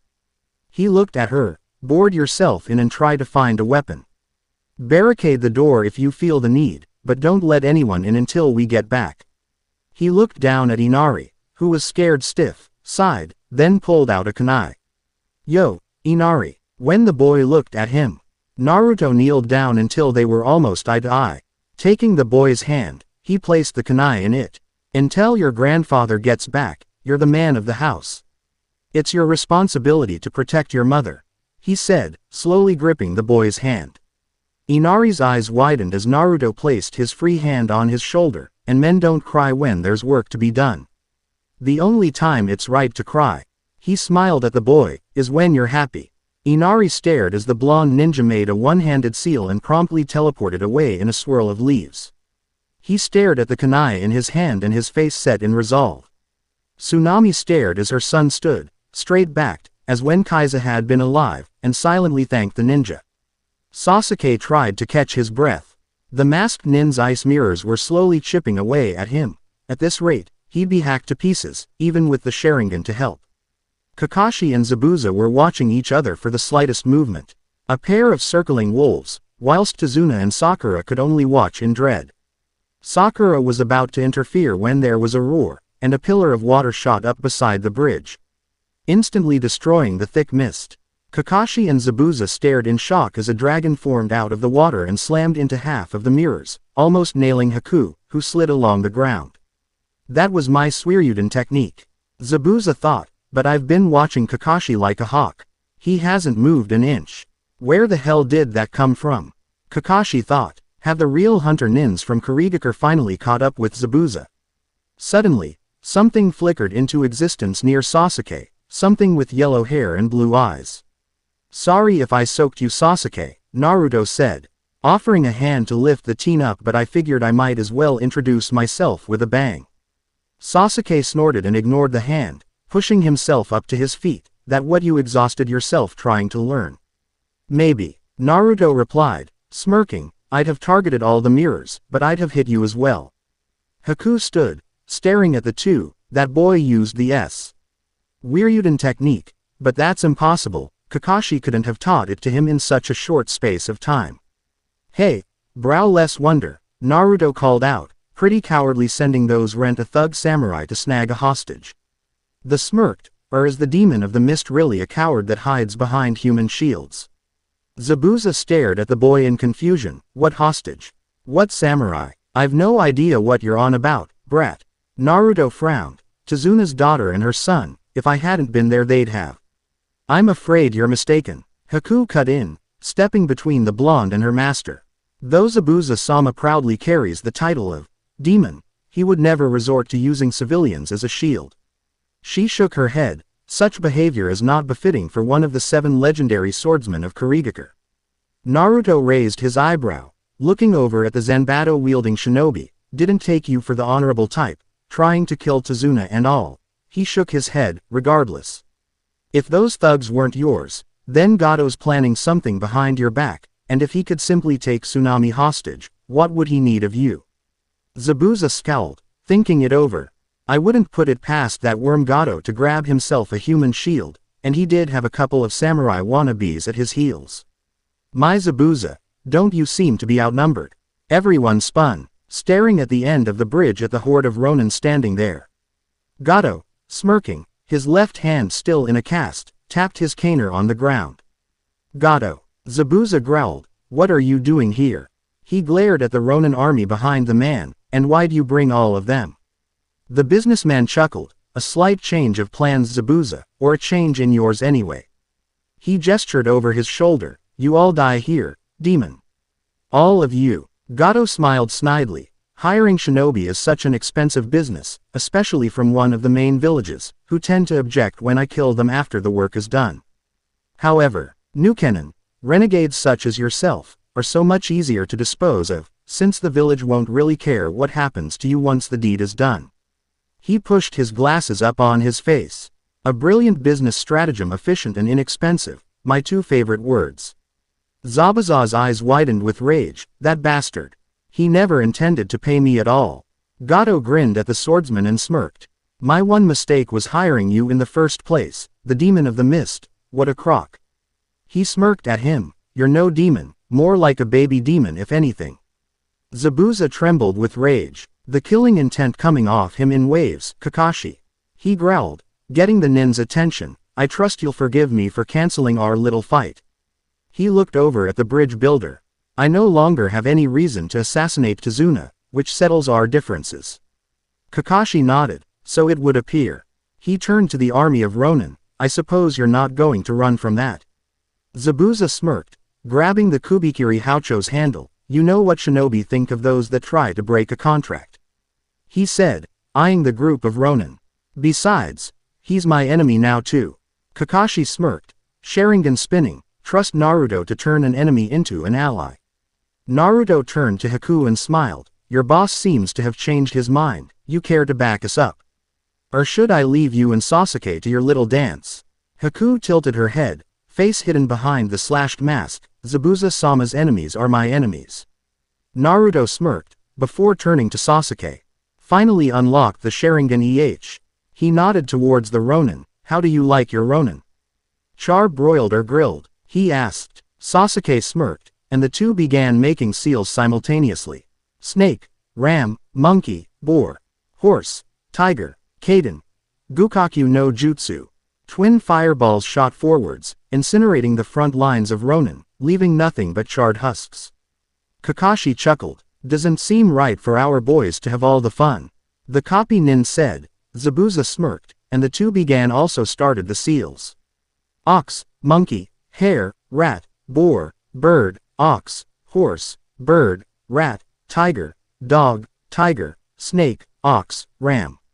Snake, boar, ram, rat, ninth, monkey, bird, dragon, bird, ox, horse, ram, tiger, snake, rat, monkey, hare, boar, dragon, ram, rat, ox, monkey, bird, rat, ram, bird. Sweden. Sweryuden. The two nins cried out, summoning two water dragons that launched themselves at the already shaken army of Ronin. Sakura and Tazuna stared at this interesting wrinkle, 1 minute Zabuza was threatening them. He and Kakashi at each other's throats, the next he was fighting side by side with Kakashi, against his former employer no less. This was rather unexpected. Akira jumped as the masked nin stepped out of the ice mirror that had formed behind them, I trust you could use some assistance guarding Tazuna. Noticing the pair's nervousness, the nin bowed. If Zabuza no longer has a quarrel with you, Tazuna-san, then neither do I. The two relaxed, somewhat, though Sakura did keep herself between Tazuna and the boy, just in case. Gato hid at the very rear of the mob, gnashing his teeth. Damn it, I never thought Zabuza'd actually tag team with those guys. He looked towards the boat, at this rate, the only thing I can do is run. Kakashi saw that. The billionaire was about to make a dash for the boat and grunted, cutting his thumb with a kunai. Spreading his blood on a scroll, the silver-haired Junin began to make seals. Naruto, his Kyugen hidden by the genjutsu, noticed this and frowned. What's with the scroll? A summoning contract. He's going to use his summoning in a jutsu. The fox shifted in interest. I wonder which contract he has. Kakashi frowned. Tiger, snake, dragon, dog. He slammed his hands into the ground. Doden. Suga no jutsu. Gato was about to move when suddenly the ground beneath him erupted and 8 dogs latched themselves onto him, effectively holding him and, from the size of the bulldog, crippling his shoulder, but this was nowhere near as painful as the pug that had latched onto his crotch. He screamed. Arrrrrrgggghhhh. Kakashi's sweat dropped. I hope Pakun didn't intend to do that, the Junin thought, as Zabuza winced. The copy nin readied himself for another jutsu. Ox, hare, monkey. He grabbed his right hand and held it towards the ground as the chakra and electricity began to pour off it.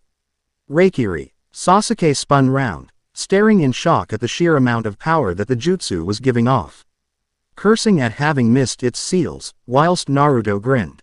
That's another technique I've mastered. Seems Kakashi is good for something. Sakura and Haku were staring in horror at the Junin's hand. The chakra is actually visible. Haku thought. Zabuza-sama wished to fight this man. Kakashi-sensei did that. Sakura wondered. I've never heard of that technique. Zabuza in the meantime was smirking. The legendary, lightning edge, your sole original technique. He chuckled. I'm honored to see it. Kakashi smirked. Hope you don't mind if I use it to end this. He charged forwards. The Reikiri tearing through the air, the chorus of 1,000 birds in its wake, followed by the demon of the mist. The army of Ronin moved to block the Junin, only to be torn asunder as Zabuza's Kubikiri Haucho slammed into them, having been hurled by the nin, effectively clearing a path for Kakashi. As they attempted to close in on the two, Sasuke's fireball deep-fried another. And several kunai-wielding Kage Bunshin mobbed any that avoided it. Gato didn't have time to scream before the Reikiri ripped through his chest like a lightning bolt, the dogs vanishing upon impact. You lose. Zabuza hissed into the man's ear from behind, as Kakashi pulled his hand out of the man's chest. When you get to hell, the swordsman muttered, raising his Zanbato high, give my regards to the real demons. Gato's head sailed off his shoulders and landed in front of his surviving men, whilst the body fell into the ocean.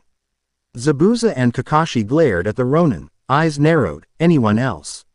The Ronin survivors got the message, and practically threw themselves off the bridge in order to escape the shinobi they'd come to kill. The next day, every man, woman and child showed in Wave Country showed up to help finish the bridge, each doing what they could, whether it involved actually labor or cooking meals for the workers. The children played under the careful eye of Haku and Sakura. The two almost instantly bonding after Sakura discovered the masked nin was actually a girl. Sasuke, Kakashi, Naruto and even Zabuza were helping with the construction of the bridge. The sight of the ninjas actually working alongside them gave many people the idea that perhaps the Wave Country should start up its own academy. Naruto looked over at Zabuza. The two were taking a break, grabbing a drink and watching the work. So what'll you do now? He asked. Go into hiding again. Zabuza frowned, his face wrappings removed due to the work. No clue, not much point in staying here now. And the hunter nins will certainly come looking for Haku and I. Naruto nodded. Drinking from a canteen, you could come with us. He stated, smirking at the Junin's expression of shock. Konoha isn't as harsh on its shinobi as Kurigakure, and they could always welcome another addition to the rank of Junin. He smiled. Besides, Haku could really expand her medical skills there.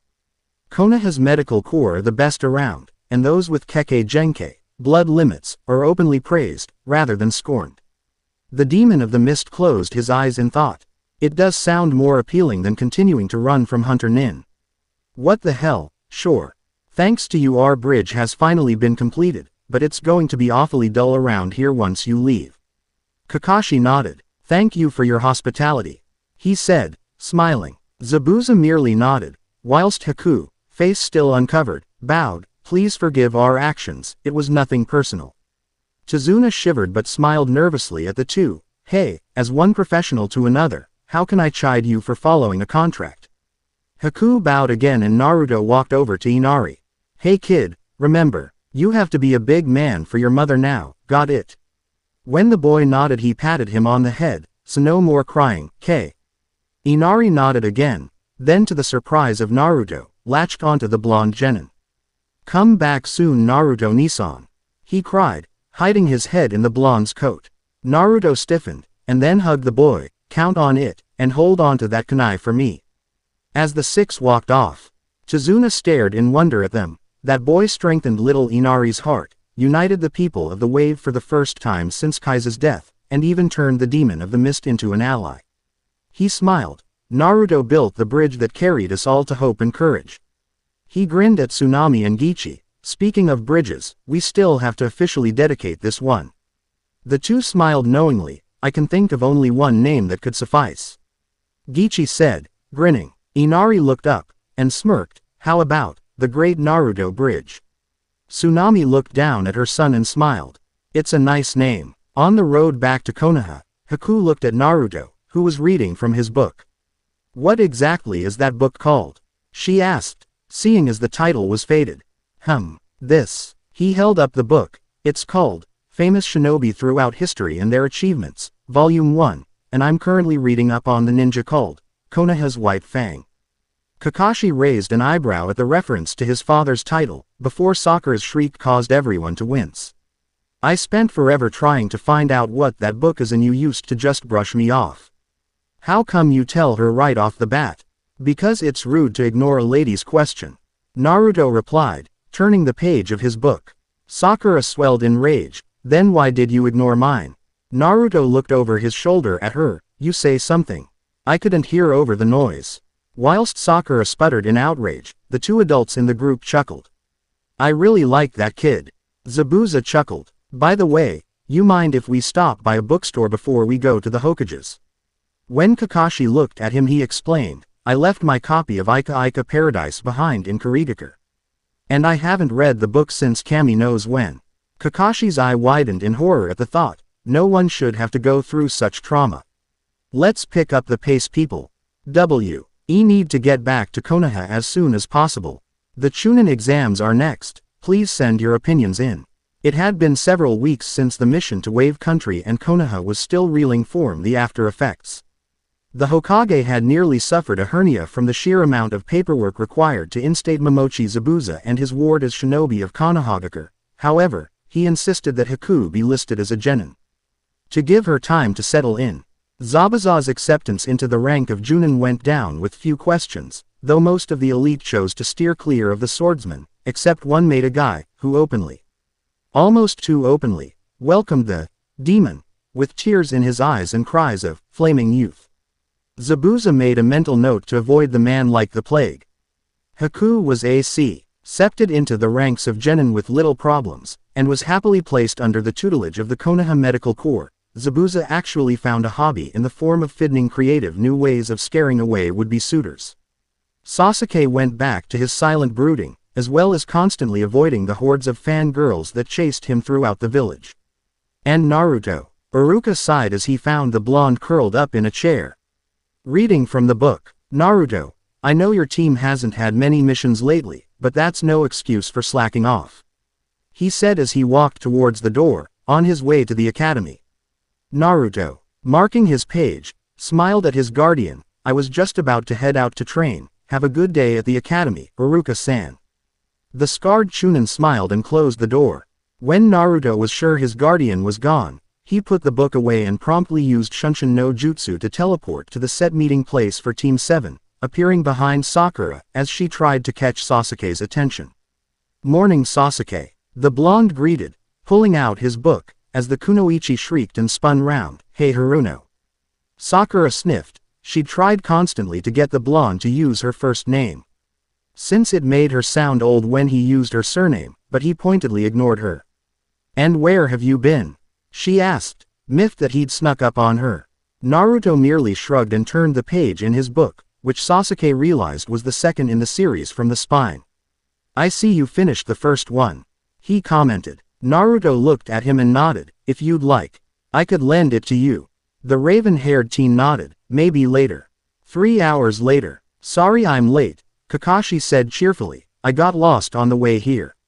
Liar. Sakura shrieked, only to have a pebble thrown at her forehead.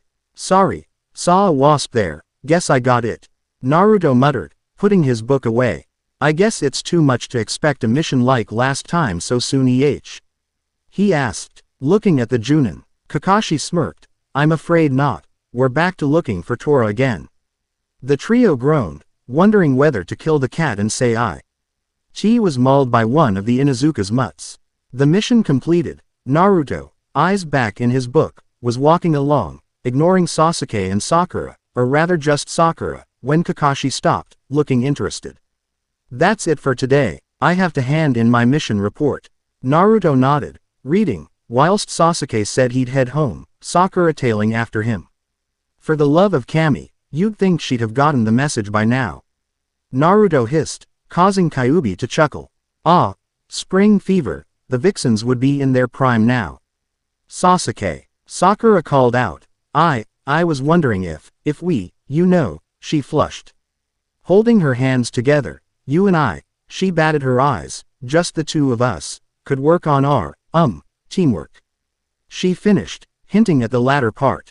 Sasuke rolled his eyes, disgusted. You're pathetic, he said, causing Sakura to flinch. Why waste your time flirting when you should be training? Inner Sakura was trying her best to hold up a boulder, whilst Sakura looked depressed. Naruto's skills far surpass yours. I'd rather spar with him any day.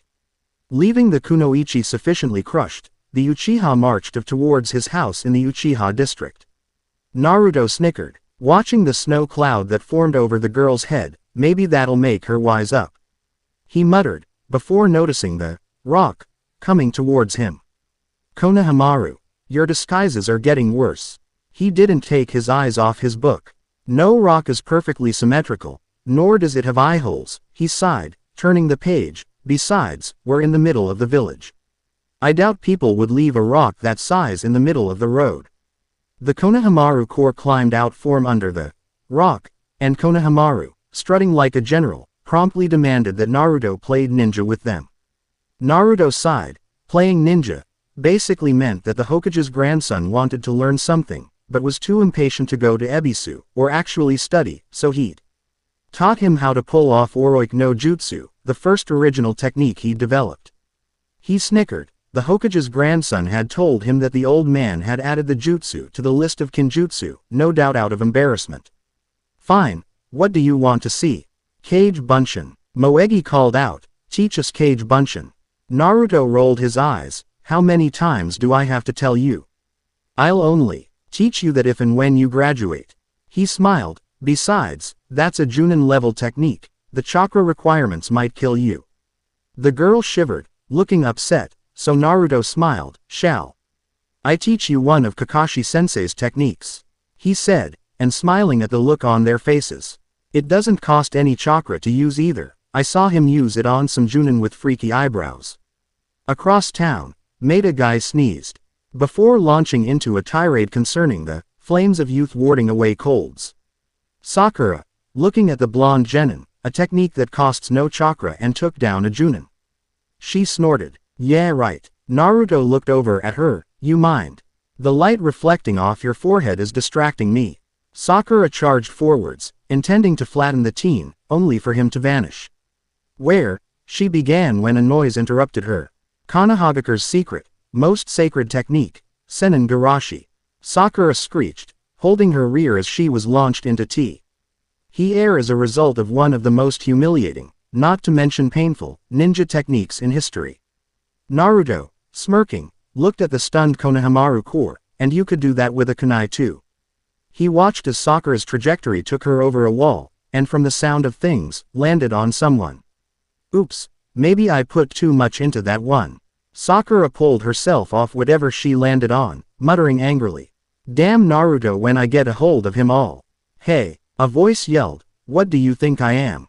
A cushion. Sakura squeaked and moved back, allowing a black-clothed boy with face paint to stand up. He scowled at her. Who do you think you are, jumping on me like that? The blonde Kunoichi next to him sighed, let it go Konkuro, it's not worth it. The hell it isn't, she nearly threw my back out. He reached out to grab the pink-haired genin. Hey, you two, The strangers looked over to see Naruto leaning against the tree, reading his book. You see something pink land around here. Around yay tall. He gestured with his hand, presumably female and with a forehead to rival those on the monument. Sakura seethed at the blonde, whilst the strange Kunoichi chuckled. You mean her? She said, gesturing with her thumb. Naruto looked up. Ah, there you are. He nodded towards the two. Sorry if her landing disturbed you too, merely giving a demonstration to my friends there. He nodded in the direction of the Konohamaru core. Kankuro seethed. You threw her on me. I'll kill you both. He screamed, charging forwards, until a pebble hit him in the forehead. Naruto chuckled. Sasuke, I thought you'd gone home to train. He asked, not looking up from his book. The Uchiha smirked. Thought I'd ask you to spar, so I came back. He looked at the two nins. Tell me, he asked. What are you guys doing in our village? Kankuro growled, rubbing his head. They're popping out of the woodwork. Come on down, little squirrel. He called out, reaching for the bundle on his back. Naruto looked up, wondering what the bundle was, before sighing. If you're going to attack, answer one thing. The pair looked at him, as he pointed up at the tree. Is the ghoul behind Sasuke with you? I am, unfortunately. Sasuke spun and spied the red-haired boy almost immediately, the gourd on his back and AI tattoo standing out. His stealth skills rival Kakashi's. He thought in wonder. Kankuro, it's annoying that you'd blow your top due to a quarrel with children. Have you forgotten why we're here? Kankuro shook, afraid. It's her fault. He yelled, pointing at Sakura. That pink-haired one slammed me. Shut up. Gaara muttered, or I'll kill you. Whilst the two strangers shook, Gaara eyed the two-leaf shinobi he'd noticed. This one stopped Kankuro with a stone, and the other detected me. That took skill. He used Shunshin to appear between his comrades. We may be a little early, but we didn't come here to play around. Ignoring Kankuro's stuttered assurance that it wouldn't happen again, he turned on his heel. Let's go. Hold up, Naruto stated. From the looks of your Hittite headbands, you three are from Sunagaku. The village hidden in the sand, correct? Gaara looked at him. Yes. Sakura looked up. But under the treaty between all shinobi nations, you can't cross our border without authorization. The blonde Kunoichi snorted, holding up a travel pass. We're here for the Chunin exams, you know, the exams that genin take to advance to Chunin. It's being held in your village this year. The trio's eyes widened, before Sasuke used Shunshin to appear in front of the kids. You there? What's your name? Tamari flushed. Who, me? No, the ghoul behind you. The ghouls. Teammates flinched at the title. Whilst Gaara looked at the Uchiha. Sabaku no Gaara, at your service. He looked at the blonde and raven shinobi in front of him, and you too.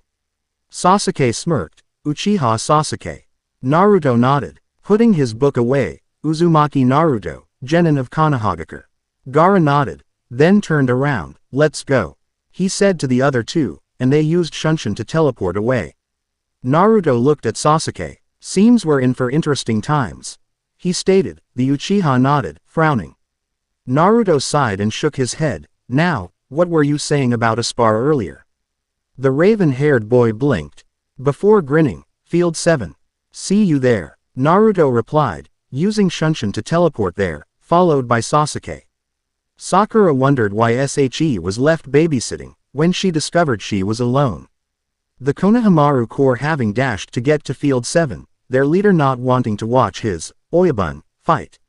This is a joke, right? Naruto asked Kakashi. Sta. Ring at the applications forms in the Junin's hand. You actually recommended us for the Chunin exams.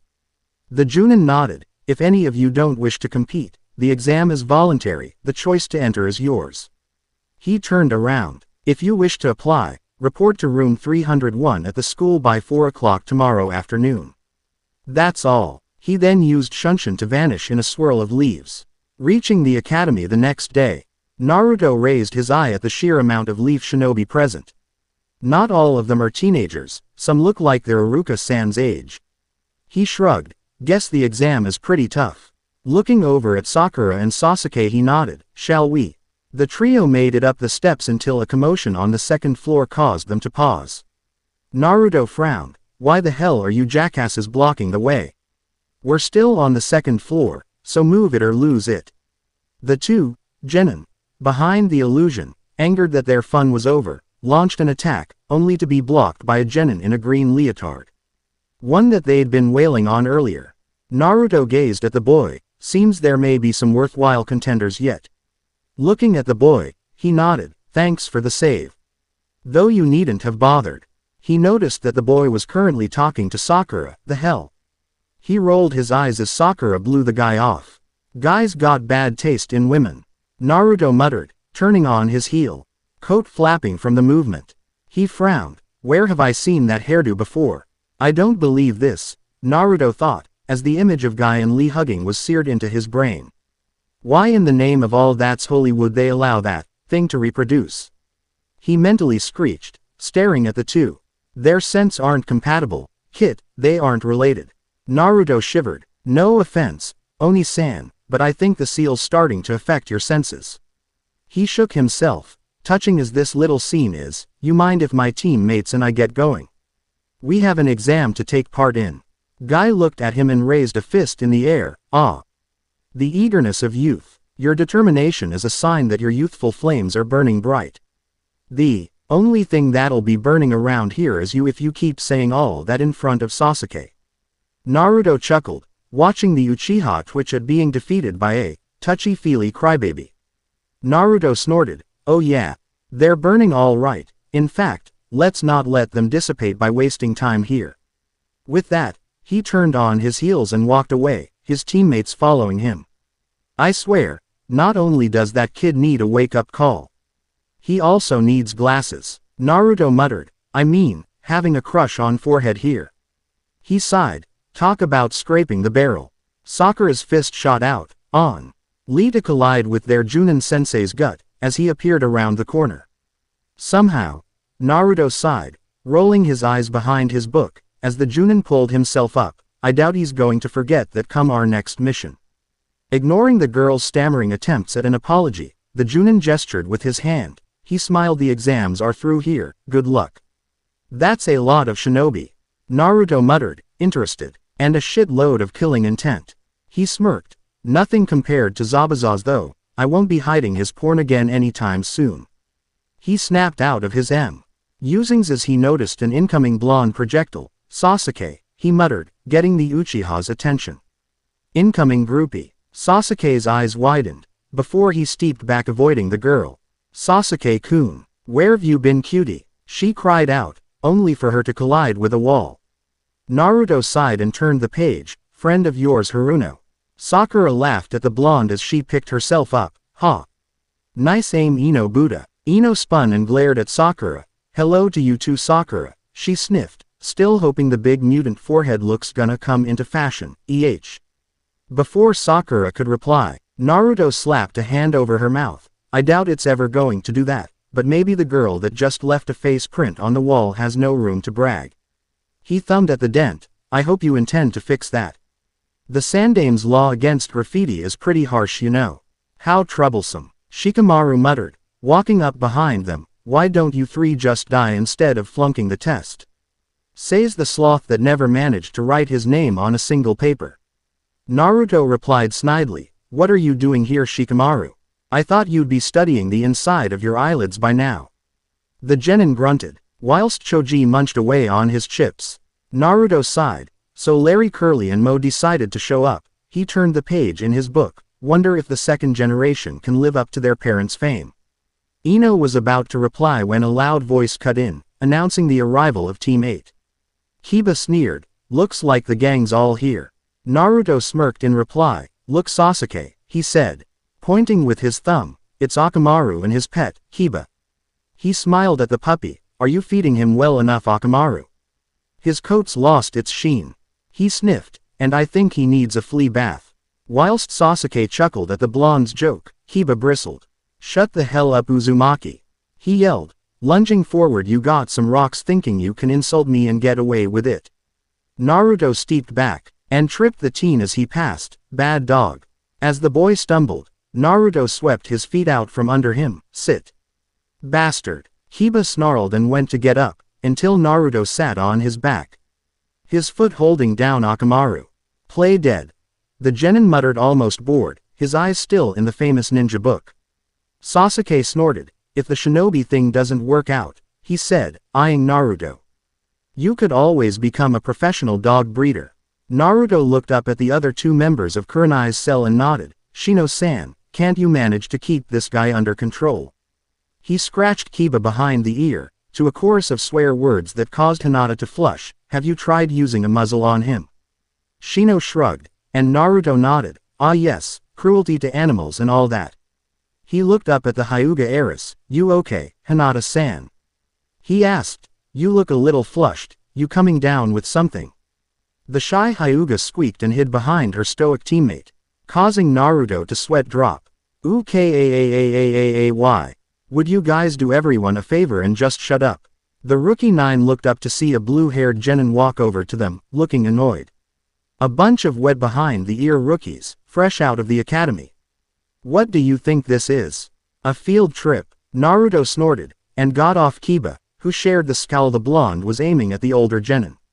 And you'd be? Naruto asked, putting his book away. The teen snorted. Kabuto, what's it to ya? He sniffed. You need to wake up and look around. The group did so, instantly feeling the killing intent washing over them from the other teams. Hinata, Sakura and Shikamaru shivered, the Nara actually seeming to snap out of his too lazy to live days. Those thugs are from Amagakure, the village hidden in the rain, which shares territory with the hidden mist village. He pushed up his glasses. They've got fuses shorter than Moth's lifespan, so quiet down. Before they decide to beat the crap out of you. Sakura looked at him. Kabuto, is this your second time entering the exam? Seventh. The genin replied, twice a year for almost 4 years now. He pulled out a deck of cards. Though it has given me a wide database to study. Naruto looked up interested. Shinobi info cards. He asked. They show a person's status and other official information. Right. He noticed the group staring at him and shrugged. Baruka Nichin uses them for our report cards. He explained. Kabuto smirked. Well, mine are a little different, since they don't cover your grades, but rather your shinobi talents and missions. Sasuke stepped forward. You got any information of Rock Lee from Konoha and Sabaku no Gara? He asked, to which Kabuto smirked. You know their names already. That'll make it easier. He pushed Chakra into the cards and read the details. Rock Lee. A year older than you lot. Missions. 20D rank, 11C rank. He read on. Seems his speciality is taijutsu. Only base ninjutsu at best. He's a first-time contender. Teammates. Hyuga Neji and Tenten. He looked at the other card and frowned. Sabaku no Gara. 8C ranks and AB rank. He whistled. That's impressive. Not many genins get B rank assignments. He continued. Since he's from Sunagakure, I've got next to no info on him, other than that he returned from every mission unscathed. He looked at the Uchiha, without a scratch. The rookies gulped, including Naruto. Even I get battered around a bit on missions. He muttered, especially that mission to Wave Country. Every hidden village has sent its teams here to be tested, even Odogakure, but they're a recently formed nation, and thus not as influential as the others. Naruto sensed a subtle change in the room's killing intent, and snorted, and the idiot tells us to watch our mouths. He shook his head. It doesn't matter anyway. The others looked at him and he grinned, confidently. Genin, Chunin, Junin. I'll beat anyone that stands in my way. As expected, the killing intent in the room swung towards the blonde genin, causing his fellow rookies to question his sanity. That is, until he led of a wave of killing intent so severe even Gaara's eyes widened in shock. Take that, bitches. Never fuck around with someone on their home turf. The sheer amount of killing intent actually stopped the Otonin team in their tracks, stunned. They had been about to bushwhack Kabuto for his slight of their village, but they didn't dare get near whoever was radiating that much killing intent. Fortunately, Morino Ibiki decided to interrupt with a tactful approach. Shut up, you lousy bastards. Naruto smirked at the reference. That's us all right, at least you're direct. He chirped cheerfully, causing a few of the assembled proctors to smirk. A smart ass, huh? Ibiki said, smirking. We'll see how smart you are on the test. Get in your seat, I'll hand the papers out soon. Naruto froze, his blood actually freezing. Oh sweet mother of Shodai Hokage, not a paper test. Naruto, for all his bluffs and field experience, for all his sarcastic jabs and barbs, wasn't known as the dead last at the academy for nothing. He sucked on all things theory test related. He listened as the scarred Junin proctor explained the rules and scowled. Fucking sadist, he muttered. It's like they set this exam up to make me fail. He cursed again when he saw the exam itself. Oh cartwheeling kitsunes, I'm a goner. He looked around. Everyone else had started. And he noticed Akamaru barking at Kiba, no doubt telling him the answers. Hey Ni-san, a little help? Naruto asked, and then was shocked by the fox's reply. Sorry kid, but you have to figure this exam out by yourself, remember. Look for the hidden meaning within the hidden meanings. Naruto's sweat dropped. Since when did Ni-san become like Kakashi-sensei? He muttered. Halfway into the exam and Naruto was a wreck. He'd racked his brain on every question and still couldn't answer one. I swear to God if I meet this guy after the exam I'm gonna Senengarashi him with a friggin' Zanbato. He muttered, glaring at Ibiki. The Junin commander shivered at the level of killing intent he felt directed at him. What the? He thought. Looking around, seems some of the tykes are getting testy. He chuckled at the pun. Naruto gripped his head. Damn it. Almost blew it there. He'd ceased glaring at Ibiki as the Junin sensed his killing intent. I'd probably be kicked out for threatening a Junin. Anyo. Naruto-kun. Naruto looked over at the girl next to him, Hinata. Where the heck? He shook himself. How in the name of Nadaime did I overlook her? Kyuubi shrugged. She is the type most people overlook, the shy quiet types. The fox snickered. Those types are usually moaners. God, I love moaners. Naruto rolled his eyes. Arrow Kitsune. He turned to the Hyuga. What is it, Hinata-san? The shy Hyuga flushed. Anyo, you can look at my paper, if you want. Naruto stared at the girl. The fuck? What does she take me for? An idiot. He frowned. Why? What's in it for you if you help me? Hinata flinched and began twiddling her fingers, looking more nervous by the second, causing Naruto to sweat drop. Oi! Why are all girls so weird?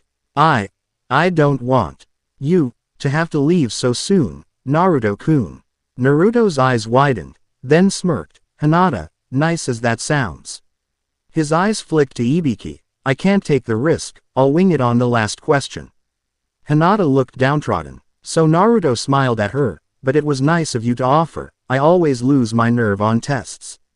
The Hyuga's face went tomato red and she lowered it, hiding her eyes with her bangs. Now, Naruto muttered, let's see what this last question is. What kind of cowards do you take us for?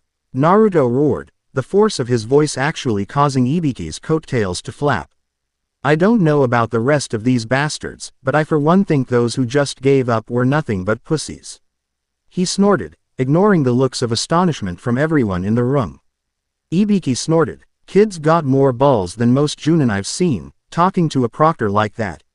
If you think you can intimidate me with your never allowed to apply again, shit, Naruto paused for breath, you're wasting your time. Do your worst scar face, ya don't scare me. Everyone in the room stared at the genin, several wondering if Ibiki was going to go all Junin on his ass, but the proctor merely smirked. Little man, his smirk widened, I am impressed, but are you really prepared to be a genin for the rest of your life? Naruto snorted, bring it on, Mr. Proctor. Ibiki snorted, amused, screw Junin. This kid's got more rocks than most Anbu. For all those still present, he paused for effect, watching the genin lean forwards, you've just passed the first exam. Crash. Everyone's sweat dropped at the sight of Naruto's foot twitching in the air, having face faulted right off his chair. Maybe not. Ibiki muttered, a little too high-strung. Well, what do you think? Sadistic bastard. Naruto muttered, his gaze attempting to add to the holes in Ibiki's head as the proctor replaced his Hitai-8 headband, leading us on like that. At that minute, the window shattered and a large banner unfurled, revealing a woman. Don't celebrate just yet, she called out. I am the second examiner for the Chunin exams, Mitarashi Anko. She tilted her head, times a Waston people. Let's go. She raised a hand in the air, follow me. All that followed this introduction was the sound of crickets chirping. You have got to shitting me, Naruto muttered, banging his head against the table. Sweet mothers of all the Hokages, what in the world did I ever do to deserve this? Everyone looked at him as he scowled at the monument. This is for that graffiti job I did, isn't it? He growled, actually appearing to wait for an answer, before giving the monument the finger. And that goes triple for you, Scarface, he said, standing up. Walking past the startled female Junin, he paused at the door. Come on guys, let's get this freak show over with. The rest of the genin filed past, ignoring the female Junin, much to her ire. Ibiki snorted. Uzumaki Naruto is a very intriguing young man. After leaving the academy, Enko led them all to what appeared to be a fenced-off forest. This is the arena for the second stage of the exam. Training Ground 44, she smirked. Otherwise known as the Forest of Death. Naruto snorted, reading from his book, Forest of Death, fascinating. Enko glared at the blonde upstart that, in her opinion, ruined her grand entrance. And was possibly off-kilter after his talking to the Hokage monument. And when someone like Enko thinks you're mental, you'd have to be so far beyond sanity it's scary. You're all about to find out firsthand why it's called that. Some of the genin looked nervous, but once again, Naruto threw one of his infinite monkey wrenches into the works. PSSH, after old Scarface's routine. You think we're gonna be afraid of a few trees? Enko grinned and tossed a kunai at him, apparently slicing his cheek, only for the boy to tilt his head away. You mind, I'm trying to read here. I've just gotten to a good bit and something licked his cheek. Naruto looked behind him to see Enko, another kunai in hand, licking blood from his freshly cut cheek. You sound pretty confident. For a brat, she murmured, looking over his shoulder. So what are you reading, a fairy tale? The surrounding genin snickered, until Naruto replied, it's called, Famous Shinobi Throughout History and Their Achievements. Volume 2. I'm currently reading up on the legendary Sennin, Orochimaru of the Sannin. Enko froze at the name, before frowning, and what's it got to say? She asked, wondering who would write such a thing. Naruto shrugged, doesn't cover much on his techniques, but from what I can make out, he must have been a freaking genius. He snorted, that, or, the guy that wrote this was a brown-nosing little bitch that had a stalker crush on the guy. Enko let out a laugh, wondering what her former sensei would say if he heard the boy. Probably beat the living hell out of him. And then go looking for the author of the book. Nearby, a grass nin with long hair seemed to be rather amused at the antics of the blonde-haired genin. Cuckoo, interesting. Naruto stared at the heaven scroll in his hands, wondering what could possibly be inside the thing. With my luck, possibly another freaky proctor, waiting to bash my head in, he snorted, then tossed the scroll to Sasuke. You up for this? The Uchiha smirked. I should be asking you that. You looked ready to faint in the first exam.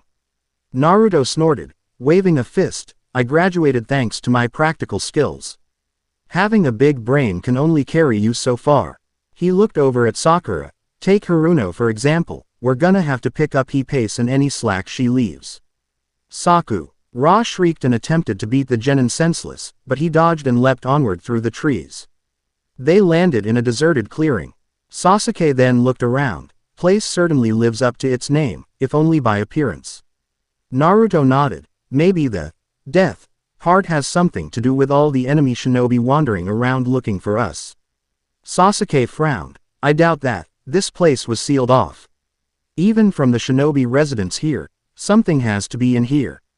Sakura scowled, as the two continued their discussion, completely ignoring her. Damn it, at the academy, Sasuke barely spoke 2 words to anyone. She glared at Naruto, then this loudmouth shows up and suddenly it's as if he and Sasuke have been pals forever. Haruno, Naruto said, if you're going to stand there glaring at me like that, I may mistake you for an enemy in disguise. Sakura, seeing a chance to catch the smart aleck off guard, grinned. How do you know I'm not? She asked snidely, only to dodge a kunai thrown at her forehead. What the hell? Why'd you do that? Naruto sighed. Darn, it is you. He spat on the ground, and I wanted to let off some steam. Suddenly, his bowls sent a message to his brain. Time to clear the drains, big guy. Turning to Sasuke he nodded. Keep an eye, I gotta take a leak. Sakura flushed scarlet. Not in front of me you freak. I'm a lady, she shrieked. That's debatable. Naruto muttered, dodging her fist, causing Sasuke to snort. At the Uchiha's noise, Sakura's world went black. Sasuke agrees with him, she thought, growing smaller in the gray background. So, he doesn't think of me as a lady. While all this was going on, Naruto was answering nature's call, doing his best to give back to the environment. You know, watching a guy pee is considered to be one of the most perverse things in human culture, he said, casually, startling the rain nin that was sneaking up on him, before a tripwire was set of agar. Wrought wire wrapping around the nin's neck, effectively snapping it with his own weight. And if there's one thing I hate, Naruto muttered, pulling his zipper up, it's perverts. Searching the knee, En's corpse revealed another heaven scroll that he stashed, just in case they lost their own, as well as several spare scrolls for storing items. Not a bad haul, he snickered, who says giving back to nature doesn't reap its own rewards. Single quote. Walking back he dodged a kunai to the throat, before raising an eyebrow. Sasuke, what the hell? He picked up the kunai, keep this up and I won't lend you that book. Sasuke snorted, that's you all right. He looked around, there are foreign shinobi here, and we can't take any risks. Naruto nodded, I see, plus, knowing most of the nin we saw, he looked at Haruno. They probably pegged us as the quickest way to snatch a scroll. He smirked, pulling out the spare scroll he snagged. Luckily for us, that idiot that tried to interrupt me back there was daft enough to not only come alone, but bring his team's scroll with him. He sighed, unfortunately, it's another heaven scroll. Sasuke snorted, you hold on to that one, I'll keep ours. Naruto nodded, then put the scroll away, remember how Iruka-sensei taught us about team passwords. Sasuke snorted, time to put the academy days to use Remember the Ninki, that's the password. Sasuke finished, just before a massive gust of wind blew them apart. The grass nin chuckled, looking at his compatriots, stick around you too. It could be fun. He grinned, I'll go in alone. Naruto muttered as he rubbed his noggin, damn it, let my guard down. He froze sensing something coming, something big. Why do I get the feeling I'm not gonna like what's behind me? He muttered, before looking over his shoulder. Damn, I hate being right. He muttered as a massive snake swallowed him whole. Sasuke pulled the kunai out of his leg, glaring at the snake-like grass nin.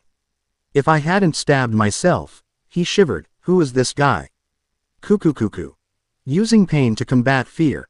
Impressive. Naruto winced as he felt the slime drip inside the snake's gullet. 1. RFUL. I'm here 5 minutes and something tries to eat me, he snorted in disgust. Hope you enjoyed the appetizer. Here's the main course. Kage Bunshin no Jutsu. The snake seemed to swell up. What the foo? Look on its reptilian face, before it burst apart, revealing over 100 disgusted-looking Naruto clones. Eyeing the snake, Naruto grinned, waste not want not. Using his clones to help out, Naruto began carving the snake up to use as food, storing the massive chunks in the storage scroll. Better grab some of the snake's venom too. He muttered, big-ass snake like that, venom has to be a bitch to cure. Sasuke dodged and wheeled, attempting to avoid the snake that was lunging at him, before making seals. Snake, ram, monkey, boar, horse, tiger, he breathed in Kaden, Gukaku no Jutsu. Just before the fireball hit, something burst out of the snake's back, out of the way of the blast. Impressive Sasuke, but you shouldn't let your guard down, that's no fun for the predator. The grass nin actually slithered up the tree towards the Uchiha, until something landed in front of him, a snake fang, freshly ripped from its host's jaw by the looks of it. I swear Sasuke, your stalkers get creepier by the second. The grass nin looked up and flinched, that face, dear Kami, could it be? You there? The grass nin muttered, regaining his calm demeanor, what's your name? Naruto smirked, isn't it considered polite to give your own before asking? He asked snidely, his fox-like grin in place. Kami-sama. Even the grin is like Arashi's, the grass nin smiled, almost sadistically. Beat me and I'll tell you. Naruto snorted, that all? He used the Konoha Shunshin to appear next to Sasuke, if that's the case we'll beat it out of you. He looked at Sasuke, windmill maneuver. I'll play decoy. Sasuke nodded, his Uchiha confidence returning with the support of his enigmatic teammate. Naruto looked at Sakura. If freaks show their starts any genjutsu, cancel them. Orochimaru was pleased. Not only were they putting up a fight, but he'd actually witnessed the Uchiha's startling development, and much to his pleasure, the blondes as well. To think he would develop so quickly, the Sannin thought. Arashi, your legacy is quite impressive. He readied the 5-element seal as he held Naruto up with his tongue. But I can't jeopardize the plan. Forgive me, Arashi. Gogyuan. The 5-element seal. Naruto screamed as the purple chakra enveloped him. Within him, he heard the desperate cries of Kyuubi as he tried to stay in contact with him.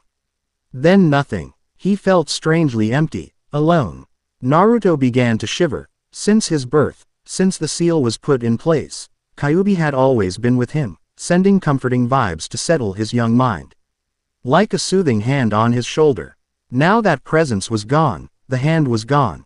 Forgive me, he heard the freaky grass nin mutter, before passing out. Sasuke caught his blonde teammate as he fell. Glaring at the nin, who the hell are you?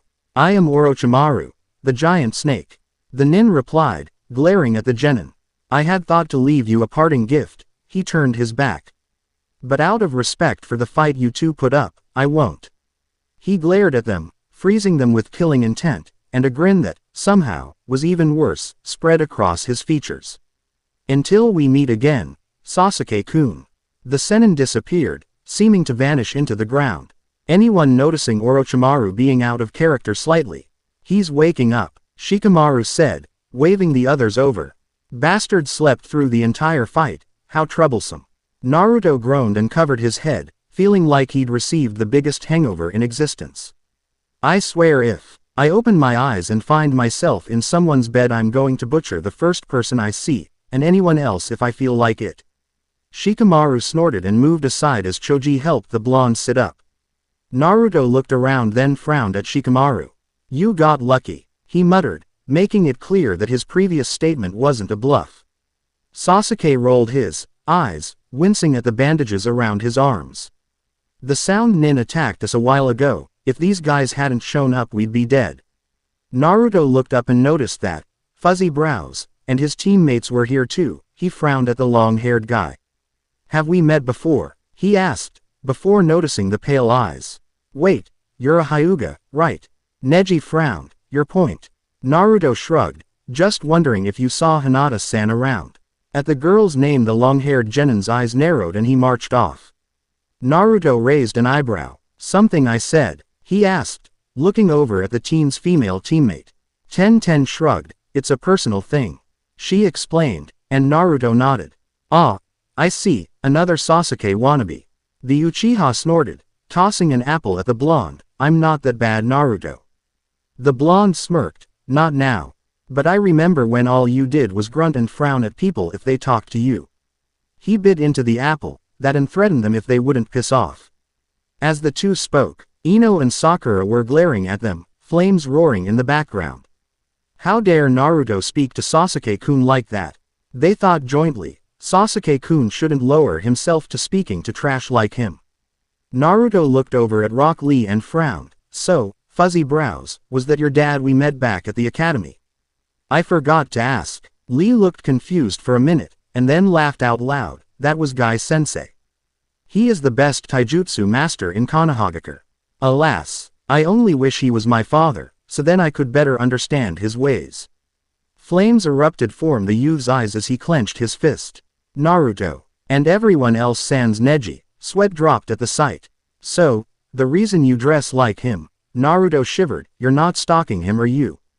Lee face faulted, as did the Sakura, Ino and, to the surprise of Neji. No, Lee howled, looking crimson. Master Guy is my idol. He's taught me everything I know. Don't you ever insult him like that. Naruto leaned back from the force of the yell. Easy there, pal. It's just, he looked the guy over, the way you guys were hugging each other. He smiled a little, kinda looked like something a family would do. Lee looked at the blonde. You think so? He asked. Naruto nodded. But if you guys are so close that you even dress like him, maybe he sees you as his little brother. Naruto shrugged. Just my opinion, sorry if I offended you. He pulled out his book, snorting at the dirt that got on it. Someone better tell me who was going through my pockets. He glared at the assorted genin, and so help me if they were trying to cop a feel they'd better be prepared to lose that hand. The girls blushed at the comment whilst Shikamaru snorted, Mendokus. Naruto glared at him then smirked. Pulling out a chocolate bar he'd stashed away, Choji, if you tell me who did this I'll give you this. Shikamaru did it. The Akamichi answered quickly, grabbing the chocolate and promptly munching down. He was looking for your scroll. Naruto snorted. Tough nuts then, 'cause Sasuke has it, and I doubt he'd appreciate you groping him. He snorted at the affronted look on the lazy genin's face. Oops. Did I pop your little fantasy bubble there? Shikamaru snorted. How troublesome, maybe we should have let the Otonin get you. Naruto scoffed, but then your lewd fantasies of Sasuke would be at an end. He dodged a rock tossed by Sasuke. Just kidding, besides, maybe that's why he's always sleeping. Shikamaru snorted and walked away. Naruto frowned a little then stood up, pulling the storage scroll out of his pocket. Right, listen up, grateful as I am for the assist and charming conversation, he said, holding the scroll up for all to see. I don't like having debts. He released the sealing jutsu and pulled out the spare heaven scroll. So here's how it works, whoever needs a heaven scroll, step forward, it's all yours. Tenten stepped up, but so did Ino, causing Naruto to sweat drop. Crap, he thought for a second then smirked. Got it, we'll settle this the old-fashioned way. Tenten and Ino braced for a fight. After an embarrassing round of rock paper scissors, Team Guy walked off with a complete set of scrolls, a beaming Tenten talking amiably to Lee, whilst Neji shook his head at the audacity of it all.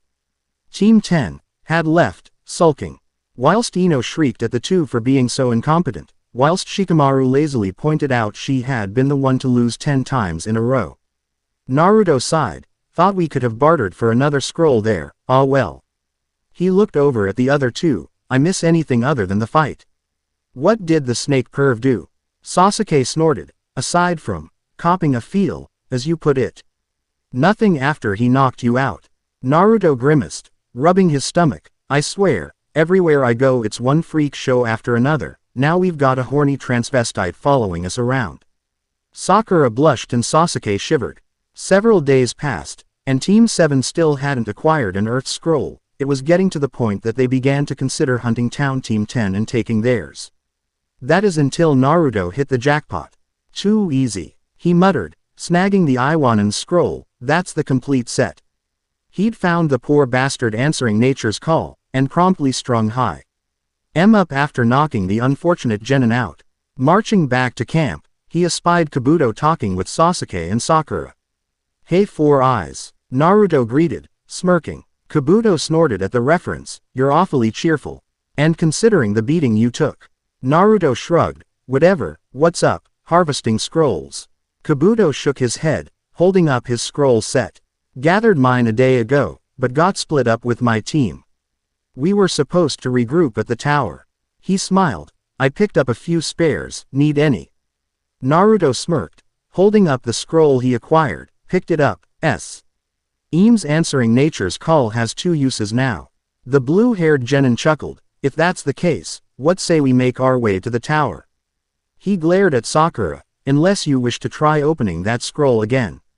Naruto frowned at the girl, is that big forehead of yours the result of all the air in your skull? We were told not to open it. He shook his head, why'd you give it to her Sasuke? Sasuke shrugged, I was setting traps, he reasoned, and she volunteered to watch the camp. Naruto shrugged, whatever. Aside from a run-in with the Rain Nin's teammates, the trip to the tower was pretty uneventful. Giving Yoroi the finger as they walked through the door ahead of them, Naruto snorted. Orochimaru looked at the card with Sasuke's data on it. He looked up at Kabuto. I do so enjoy your intelligence, good work.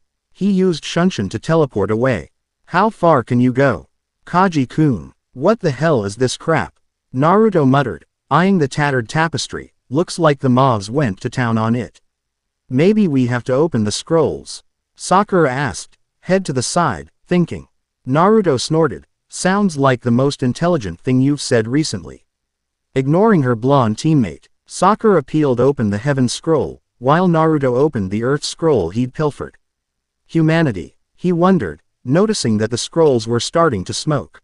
Shit, drop them, he yelled, slapping Sakura's wrist. The scrolls released a stream of smoke, which when cleared, revealed a very familiar form. Iruka-san, Naruto yelled, tackling the scarred Chunin around the waist. Iruka chuckled, and then proceeded to explain the reason behind the wall scroll. If Naruto's weakest area lies in academics, then he needs to study to learn the principles that will help him on missions. Naruto snorted, glaring at a giggling Sakura, until Iruka continued. If Sakura's weakness lies in physical aspects, such as strength and power, she needs to train hard to attain the necessary physical prowess a shinobi requires.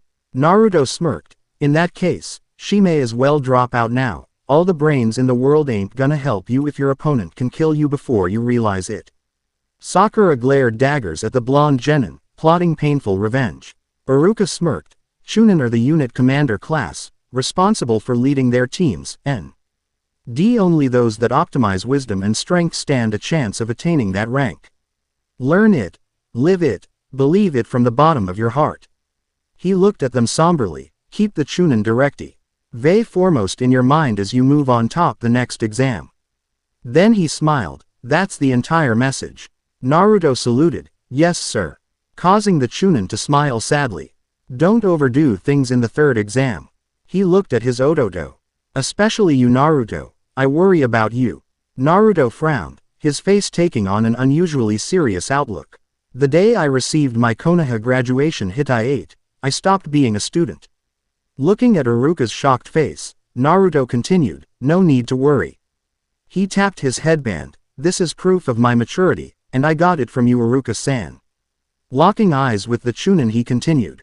You know me better than anyone in this village, so I won't tell you my personality's changed, but I'm not a kid. He smirked. I'm a full-fledged shinobi. The blonde's face softened into a warm smile. But thanks for your concern. I appreciate it, Ni-chan. Iruka looked shocked. Naruto had never called him Ni-chan since he was a child. The Chunin smiled sadly at the memories, before nodding. Remembering Kakashi's words, they're not your students anymore. They're my subordinates. He sighed. Well Kakashi, it looks like it's you, not I, who know what these kids are capable of. Congratulations to all of you, for passing the second exam. Anko called out, looking over the assorted ranks of genin. Hey, we started with 78 applicants. It's amazing that 27 of them actually made it. She smirked sadistically. I said I'd pare their numbers down to less than half, but I was really only expecting a single-digit figure. Ino was ecstatic that Sasuke's team actually made it to the semifinals, or Sasuke had at any rate, whereas Shikamaru was grumbling at the remaining amount of competitors. Up on the podium, Maeda Guy snorted. Your students made an impressive showing. He said to Kakashi, I wonder how much of it was dumb luck. He smiled confidently, not that it matters. My team is bound to knock them out in the next round. Turning to Kakashi he continued. At the next level, it will all be about their abilities, or lack thereof. He sighed. Ah well, sometimes being young is all about dealing with heartbreak, Kakashi. The cycloptic Junin blinked and looked at his bushy-browed colleague. Huh. I'm sorry. Did you say something? Guy twitched, and began ranting inside his head whilst Kakashi wondered whether his eternal rival had forgotten to take his medication or something. Next to them, a short older woman, possibly in her late 50s, chuckled at the sight, whilst a man in a Tengu mask remained stoic. Their headbands bearing the symbol of spirit. As the teams analyzed each other, Naruto snorted. Oji-san, Kakashi-sensei, Uber brows, even the creepy lady, quite the dream team we have there. He looked at the sound Junin and froze. Is it just me, or does Music Boy there look familiar, Sasuke? The Uchiha nodded. Can't be a coincidence, he looks too much like the guy we met in the forest. Now the Hokage himself will explain the third exam. Anko called out. Listen up and take all his words to heart. A war in miniature. Naruto raised an eyebrow at the old man. Is it any wonder we're at odds with almost everyone here? He eyed Gaara, who looked positively bored. Seems some don't think much of it either. He looked up at Hayate and winced. Yikes, talk about a dead man walking. The sickly-looking Junin turned and addressed the assorted contestants, letting them know that the preliminaries were starting, and that anyone who couldn't compete should withdraw now. Naruto was about to comment on this when, to his surprise, Kabuto raised his hand and marched off, making some feeble excuse about being wasted from their earlier scuffle with the Rain Nins.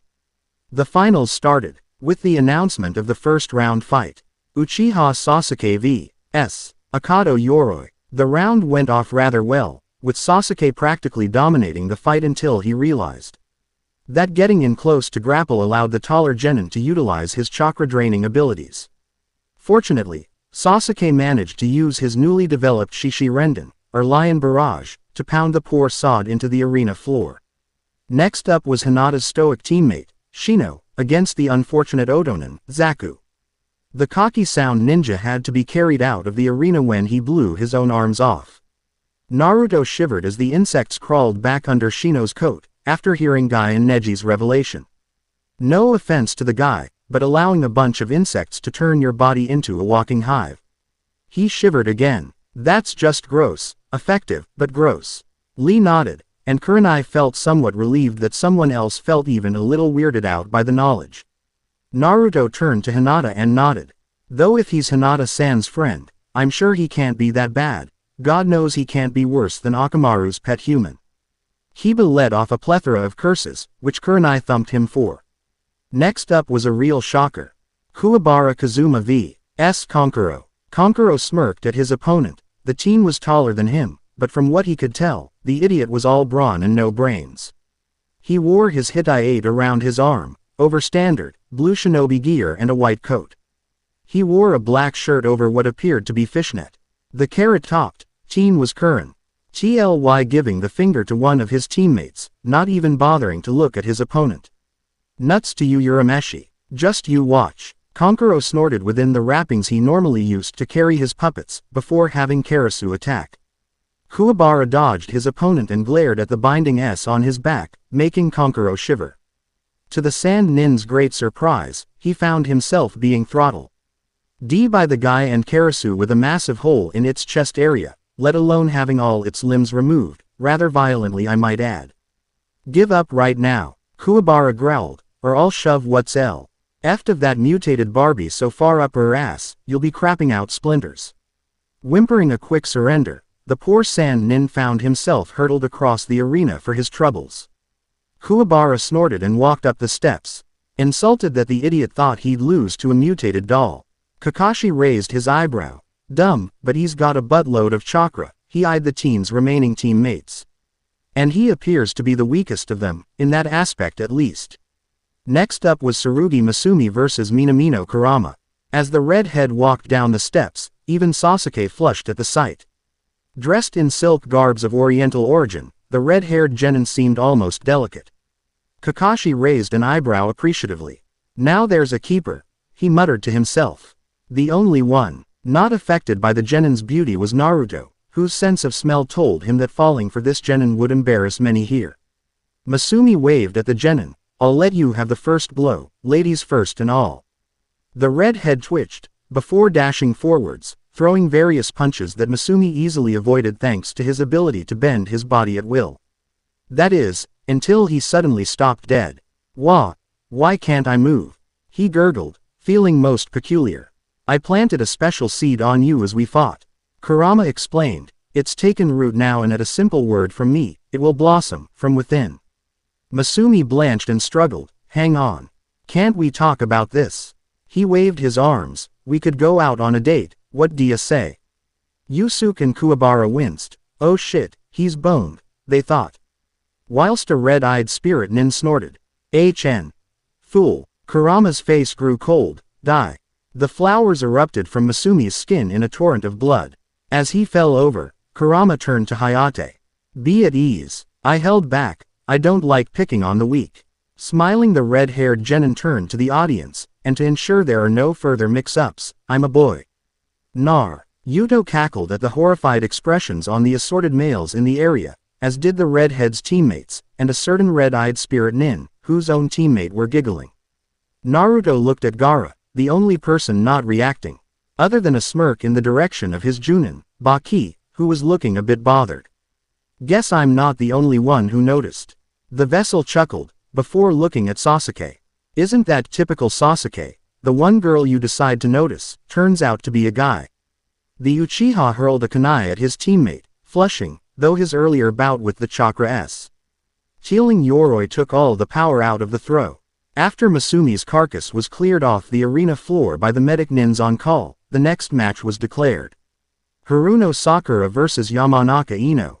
That was pathetic. Naruto muttered. Those two spent more time screeching at each other than a pair of cats in heat. He looked over at Sasuke. Why do we put up with her? Sasuke shrugged from his position on the floor. Because we need 3 members to form a cell, and Kakashi's too lazy to find someone to replace her.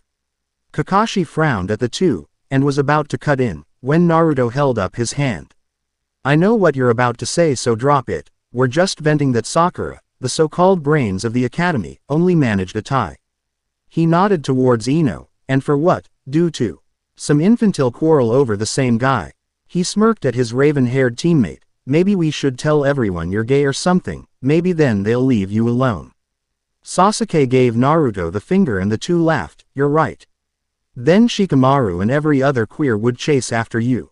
Sasuke grabbed Naruto and put him in a headlock, threatening unmentionable things to the blonde's manhood if he didn't shut up. The next match, between one Yusuke Urameshi and another Rionin called Rondo, who looked a complete freak, running around bare-chested and all, ended with the tattooed idiot shrinking himself and the black-haired genin stomping on him a few times. Too bad that chant has to be spoken aloud. It may have come in handy at some stage. Naruto winced at the lack of response, having forgotten that the snake perv had apparently cut him off from Kyuubi. He turned to watch the end of the match between Tenten and the blonde sand nin. Pretty big assortment of weapons she has there. He muttered uncomfortably as the weapons specialist hurled a veritable armory at her opponent, summoned from 2 scrolls she'd placed on the ground. I wonder how I'd fare like that, come to think of it.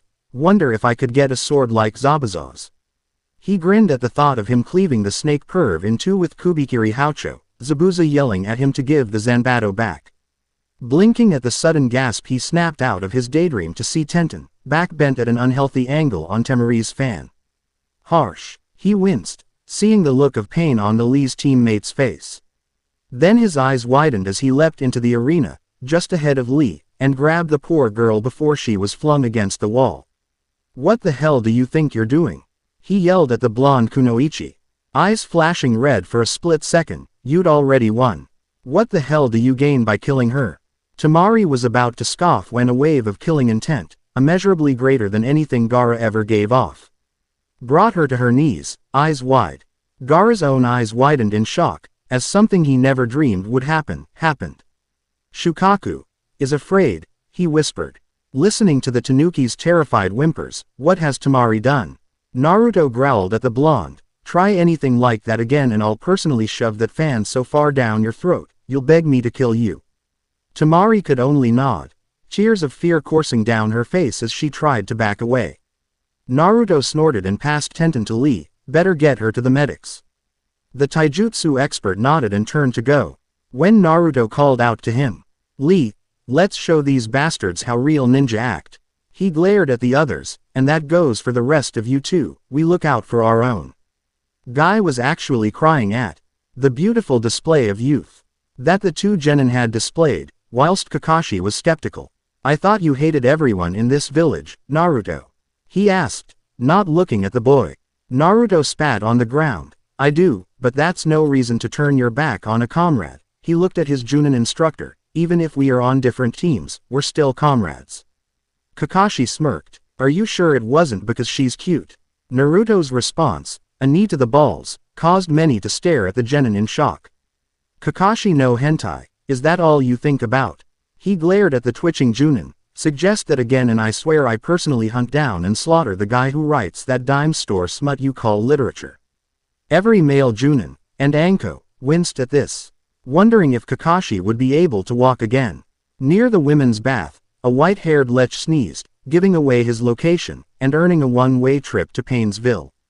Naruto was so annoyed he practically punted a hapless Shikamaru into the arena when the lazy genin mentioned how troublesome it was when his match was called out. The genin landed on top of his startled opponent, the female sound nin. Naruto's sweat dropped. Sorry. He called out, scratching the back of his head. The match ended with a concussed kin being carried off by medics. Shikamaru marched, or rather, limped up the steps. Naruto's kick had bruised his left butt cheek, something awful, not that he'd admit it in public, and he would have glared daggers at the genin if it weren't so troublesome. Neji frowned, as he began to measure up this year's rookies, deciding the cut was much better than when he'd been at the academy. The board announced the next contenders. Uzumaki Naruto vs Inuzuka Kiba. Ignoring Kiba's ecstatic cries, Naruto used Shunshin to teleport into the arena. Before we start, I have one thing to ask, Naruto said. Kiba snorted, if you're asking me to leave Akamaru out of this. Forget it, we fight as a team. Naruto raised an eyebrow. Actually, I was going to ask Akamaru if you'd had your shots yet. Kiba howled in outrage and hurled himself at the blonde. That's it. He made several hand seals, Shikyaku no Jutsu. Then lunged forwards on all fours, attacking Naruto. The doppelganger burst into smoke, causing the Inuzuka to snort in annoyance. Easy there, Baka Inu, Naruto muttered, reading from his book again, or my friend there may decide to nick something vital. Kiba stared at the sight of Akamaru held in the grasp of a doppelganger and smirked. Tossing the pooch a soldier pill. Naruto's eyes widened as he stared at the changed mutt. Okay, didn't expect the mutt to be a freaking drug addict. He put the book away and pulled a scroll out. Better get ready. Damn it, he cursed as he pulled himself up. That Gatsuga attack really packs a punch, like going head to head with a chainsaw. He smirked, rubbing his cut cheek. Time to put some of my techniques to use. Up in the stands, Kakashi's visible eye widened as Naruto made a very familiar seal. Bore. Naruto smirked. The finest of the arts used by those hidden in the mist and rain, Kurigakure no Jutsu. Everyone's eyes widened as a thick blanket of fog fell over the arena, hiding the two genin from view. Kiba snorted, as the mist seemed to blanket even Naruto's scent from him. Damn it, he growled, this was supposed to be an easy win. He glared around at the fog. Where'd that bastard learn this from? There are 8 targets, a cold, distinctly chilly voice called out. Anko's eyes widened, it sounded very similar to Orochimaru's. Orochimaru raised an eyebrow, almost flattered that the genin would use his voice in a scare tactic. Throat, spinal column, lungs, liver, the jugular vein, the subclavian artery, kidney, heart, cuckoo, so many choices, what vital, vulnerable place shall I choose? Kiba shivered within the fog, whilst Sasuke and Sakura shivered above it, knowing just how effective this tactic was. Seems Naruto's been pickling up a few things. I'd better up my game if I'm gonna win this. Sasuke pondered, shivering with anticipation. Yusuke whistled. Kid's pretty cocky, isn't he, Kurama? The redhead chuckled. Reminds me of you. He looked at Kuwabara. Can you sense him? Kuwabara nodded. Yeah, he's got a scroll in his hands. I think he's going to try a summons. Ah, wait. I forgot a very vital target. Naruto called out. Care to guess what it is, Baka Inu? Show yourself, you coward. Kiba screamed, hurling kunai at the sound. Fight like a man. There was a deadly silence, even more chilling than the voice. Something tells me that was the wrong thing to say. Yusuke muttered. A coward? Is that what you called me? The anger in that voice was unmistakable. I lived my earliest days being treated like the shit your clan cleans out of their kennels, beaten and abused by everyone I met. Kiba backed up a little, the killing intent in the mist rising to an extreme thanks to his enhanced senses. If it wasn't for the old man and Iruka, I'd have died a dog's death. And if it weren't for me, Zabuza-san and Haku-chan would have suffered the same fate. Naruto chuckled. You want me to fight like a man? You mutt. He rubbed his blood on the scroll he pulled out earlier. I'll go one up. I'll show you how true shinobi fight. Uh-oh. Serious Cuba poning on the way. I'll show you how true shinobi fight. Everyone waited on bated breath as the blonde's voice cut through the air. Interesting. Orochimaru muttered. Arashi-kun, your son is just as ornery as you were. Gaara shivered at the smell of blood from Naruto's wounds. Shukaku was scared of this boy. Why? Naruto-kun, Hinata whispered, twiddling her thumb. Naruto activated his Kyugen and began making seals. Tiger, snake, dragon, dog. He slammed the scroll into the ground. Doden. Suga no Jutsu. He called out mentally. Kiba was about to call out again when a rumbling reached his ears. Shit, he cried as something latched onto his limbs, holding him in place, against the wall. A stifled yelp revealed that Akamaru was in a similar predicament. Grinning, Naruto cancelled the mist jutsu. How many of my techniques does Naruto know? Kakashi muttered under his breath. And I don't remember giving him a summoning contract. He gasped in shock, eye widening in disbelief. Nani? As the fog cleared, everyone's eyes widened in shock. 4 foxes, each the size of a wolf, were holding Kiba in place, a fifth with his paws securing a whimpering Akamaru, teeth wrapped around the poor pup's throat, not enough to draw blood, but enough to hold him still. Not bad huh? Naruto said, dusting himself off. Kakashi-sensei used this technique on someone we met when we got Zabuza to join us, so you should feel honored that I'd use one of the infamous copy nin's tactics to show you up. Kakashi would have felt chuffed, had Naruto's little helpers not flabbergasted him. Taking in the looks of surprise on everyone's faces, Naruto chuckled, like my little friends. I knew the technique, but I thought I'd add my own little flair. He smirked. I do have a reputation as the top-ranked unpredictable ninja. He gestured at the audience, so I signed a fox contract instead. Don't talk shit, Kiba yelled. Everyone knows there's no contract to summon foxes. The foxes tightened their grip, seeming to chuckle at the teen's predicament. Naruto chuckled again. You're right. There wasn't, until I made one. Every Junin in the room stared at him. To make a contract with foxes, or any summoned creature, one would have to seek out the boss animal, and everyone who was at that battle all those years ago knew who the Lord of Foxes was. Kyuubi. He signed a contract with the Kyuubi. The Hokage muttered, pipe threatening to snap due to his teeth clamping hard on it. Naruto sighed, eyeing the trapped genin. So, care to give up? Kiba spat, in reply. I ain't giving up to a dunce like you. I'll break this summons in no time. He grinned. And I'll bet you're low on chakra. Naruto frowned. True, summoning requires a large amount of chakra, but compared to the move I'm about to do, summoning my Vulpine companions here is child's play.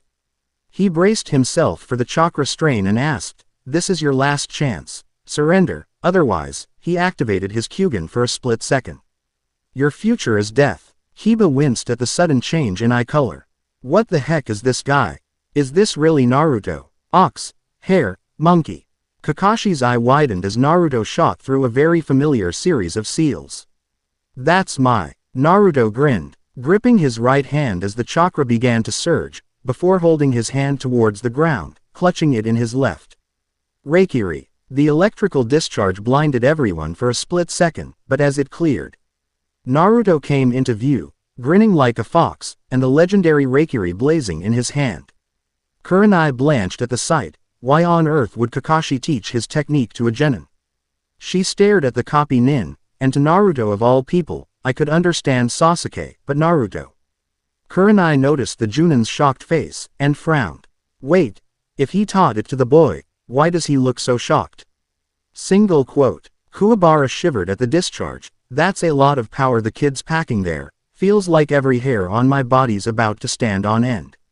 Kurama nodded, rubbing his red locks. Indeed. Quite an impressive display of raw power. The red-haired spirit nin eyed the cycloptic Junin across the arena, so that's the infamous copy nin's sole original technique. Yusuke looked between the two. Sole original. Copy nin. What the hell are you talking about? The diminutive Junin bopped him one. Shut up, Baka, if you'd done your research like these two, you'd know who he was. Kiba stared in horror at the chakra formed in Naruto's palm. You damn monster. He yelled, you're some kind of monster. Naruto bristled for a minute at the memories that flooded him, before smirking coldly. I get that a lot around here. Causing a few members of the Konoha Junin to wince, and the Hokage to scowl. But what does that make you? He straightened up. A man. He released his right hand, eyeing Akamaru, a dog. His face changed to a sadistic smirk that caused many to flinch, or a monster. Naruto stepped forwards, looking smug. Nay, Baka Inu. Do you remember that target I spoke about earlier, the one I forgot? He took in the boy's confused face, care to hazard a guess? Kiba looked stumped, causing Naruto to grin wider. Come on, how can you forget your two best friends, and I'm not talking about your teammates? Kuwabara and Yusuke's eyes widened, as they simultaneously covered their crotches, looks of horror on their faces. WH. ILST. The red-eyed Genin grinned savagely, his teammate blushing at the innuendo. Kurama raised an eyebrow. Oh dear. That's a painful image. He laughed weakly. Kiba's eyes widened. No, you wouldn't. He squirmed. You can't. Can't. Naruto smirked. Are you saying I lack the resolve? He snickered. If you give up, I won't have to. Screw you. Kiba snarled, before biting his tongue at the sadistic look in Naruto's eyes. Really? That a last request? He sighed. I never knew you felt that way, Kiba, but I'm not your type. Grinning at the Inuzuka's appalled face, he continued. Since all you seem to think with is your nuts, maybe if I neuter you, you'll put up a better fight. He lunged forwards, Hyugen burning and the Reikiri tearing up the arena floor as he charged forwards, low to the ground. Kiba's terrified scream cut through the arena, and echoed into the air around Konohagakure. At her kennels near the Inuzuka estate, Inuzuka soon stiffened, mother sense. Tingling. Something just happened to Kiba. Pausing for a moment, she shrugged and got back to checking on the latest litter. Probably caught peeping on the bathhouse again. Naruto straightened up, having stopped a split second from actually connecting with the last blow. Kiba had fainted, froth foaming out of his mouth, eyes rolled up and showing nothing but whites. Psyche. Naruto cackled. You think I'm gonna actually touch your disease-ridden genitals? He spat. If you're that desperate for attention, talk to Shikamaru. The Nara grimaced at this guy's so annoying. Naruto eyed Hayate and smirked. Oi, Mr. Referee, I do believe he's out cold. Hayate coughed, and then announced Naruto's victory. Naruto smirked as he walked up the steps, shooting smug glares at the foreign nins. Let's see them try any of that crap again. Plopping himself down next to Sasuke, he looked at the flabbergasted expression on the Uchiha's face. What? Sasuke blinked, eyes wide. Where'd you learn to do that? Naruto shrugged, saw Kakashi do it, and thought I'd give it a whirl. He smirked, shaking Sasuke's shoulder. Guess I stole the spotlight there, huh? Sasuke slapped his hand, only to blink as he felt a piece of paper slip into his own. Opening it, his eyes widened. The seals for Reikiri are ox, hare and monkey. If I were you, I'd practice using it as soon as possible. Oh. And have Kakashi no Hentai teach you some water walking skills. They're much better for chakra control. Sasuke snorted at the chibi Naruto face in the corner, before eyeing his teammate appraising ly. Sneaky bastard. It would seem I may be ready to face Itachi at this rate. Kakashi tapped Naruto on his shoulder. Where'd you learn those techniques? Naruto shrugged. Wave country. He pulled out his book. I can probably pull of 2 or 3 Reikiri a day. Kakashi stiffened at this. He invented the technique, and could only sustain it 4 times as a Junin. For a Genin to use it more than once was exceptional. What did you do to that kid, Kakashi? Kurenai muttered, eyeing the vessel in shock. Enko smirked. Kid continues to surprise, just like he said. She looked around, wondering if her old sensei was still in the area. If he is, I'm sure he just got an eyeful. Orochimaru was shivering with barely restrained excitement. Arashi-kun, I do believe your legacy as a twisted prank master lives on even today. He frowned, but the boy couldn't have learned that move on his own, and if Kakashi didn't teach him, he smiled. Cuckoo, interesting. Anata shivered slightly as she eyed the cream in her hands, looking over at Naruto, before gathering what little courage she had and walking over. Naruto-kun. The blonde looked up, from his book. Yes. Hinata held out the salve, hands trembling, causing Naruto to raise an eyebrow. Healing salve. For me. Hinata flushed and nodded. What for? Kiba's techniques only winded me. Anata felt her resolve slipping and began to tremble, until Shino placed a hand on her shoulder. It's to prevent infection, and besides, he turned to look at Kiba. Akamaru is a good dog, but you shush. Old still treat those bites just in case. Naruto nodded, and took the salve. Thanks you too. Oh, and when Kiba wakes up, tell him I'm open for a rematch. Shino nodded and guided his flushing teammate back to their instructor. Kurenai looked at her shy student and smiled. The girl was normally so timid she never said 2 words to a stranger, yet for some reason, she had recently been working to improve herself. The genjutsu specialist smiled at her unconscious subordinate. Don't feel ashamed, Kiba, it seems you fought a worthy opponent after all. Naruto rubbed the cream into the bites and scrapes, whistling appreciatively. Damn, but this stuff heals good, doesn't even sting, unlike the crap they dish out at the hospital. He offered some to Sasuke. Here, you need this more than I do at the minute. The Uchiha nodded, rubbing the stuff in and sighing as his aches vanished. You're right, this is tons better than the stuff we're issued. Naruto took the cream back, stuffing it away. Sakura tapped him on the arm. Hey, what about me? She yelled. Naruto looked up at her, then back at his book. You'll be fine, that big forehead of yours absorbed most of the blow. While the pink-haired shinobi screeched, Naruto looked at the next matchups. 2 other Rionin entered, before the blue-haired female surrendered to her red-eyed teammate. Trust Botan to give up from the start, Yusuke muttered. Kurama chuckled. Well, she is the medic nin on that team, her fighting skills are nowhere near enough to combat Hiei's.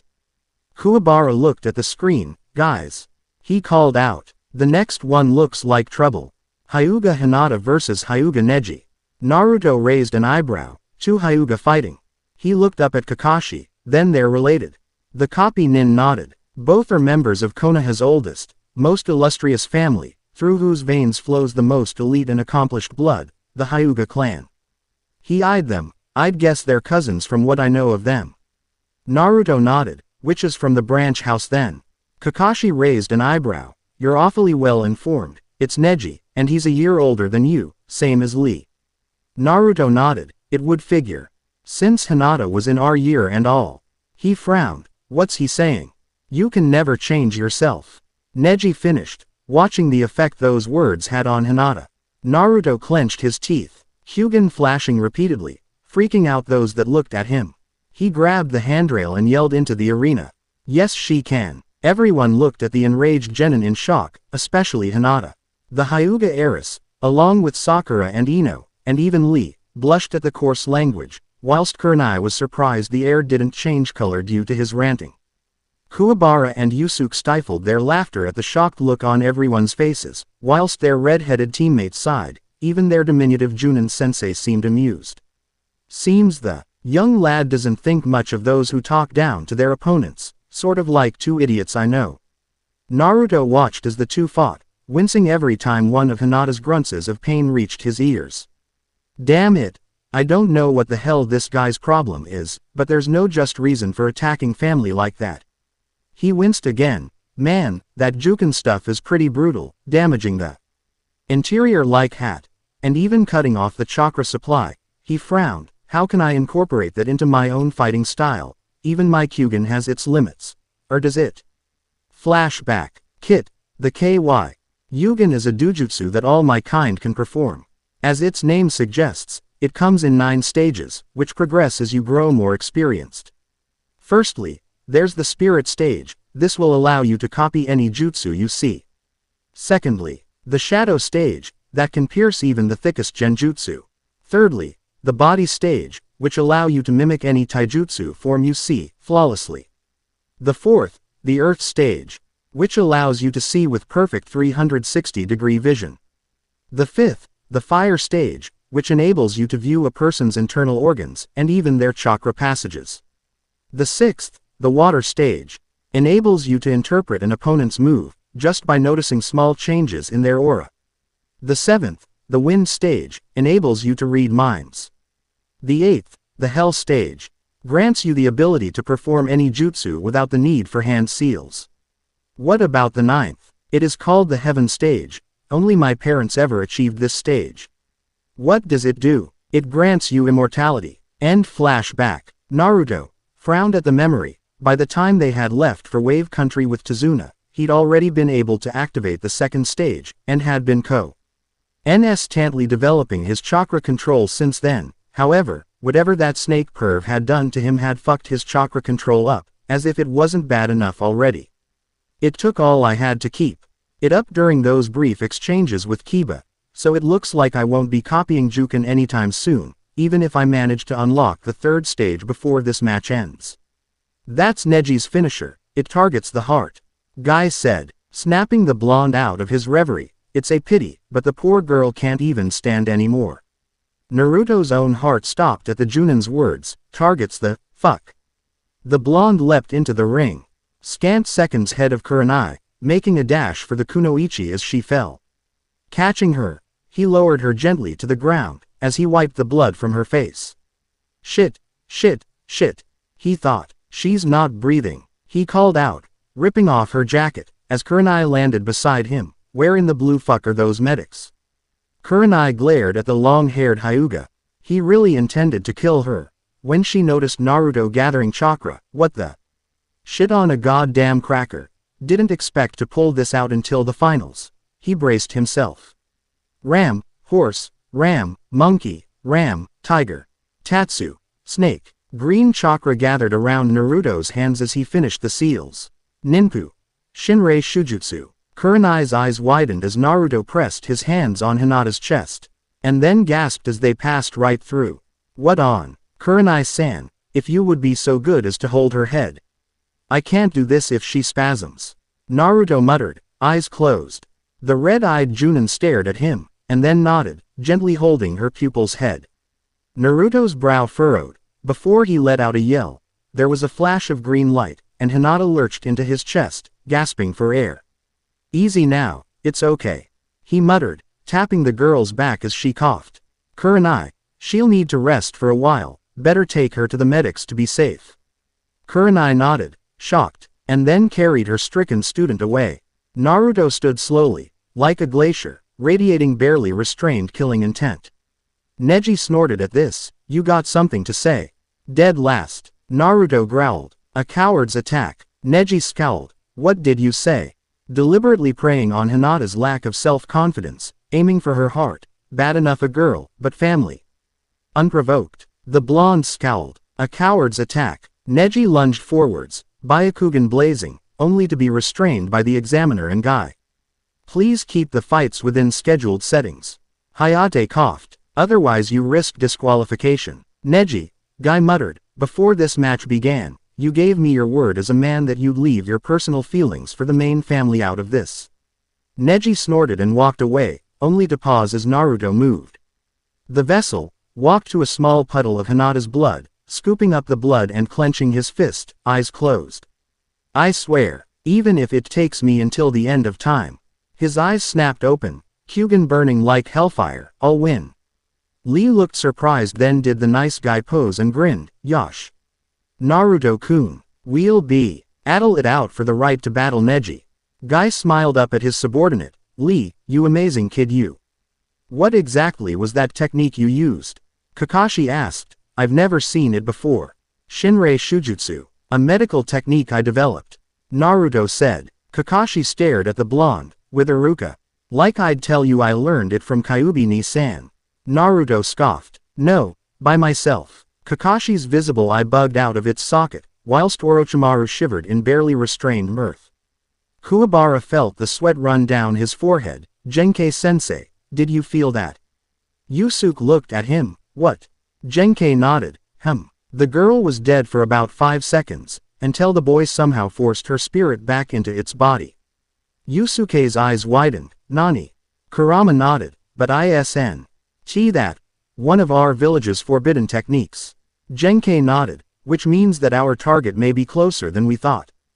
Gaara vs. Rock Lee. Naruto gave the guy look like the thumbs up as he jumped into the ring. Before looking at the red-haired opponent, he flinched. Something was off about this guy. Straining to activate his Kyugen, Naruto's eyes widened as the sand within the gourd appeared to be moving of its own volition. This could be trouble, he muttered to himself. Suddenly his right arm twitched, of its own volition. To the blonde's shock he found himself mimicking Lee's ready stance with it. What the? He wondered, before it clicked. The third stage of the Kyugen had activated. The elusive Kyugen Kekkei Genkei is revealed.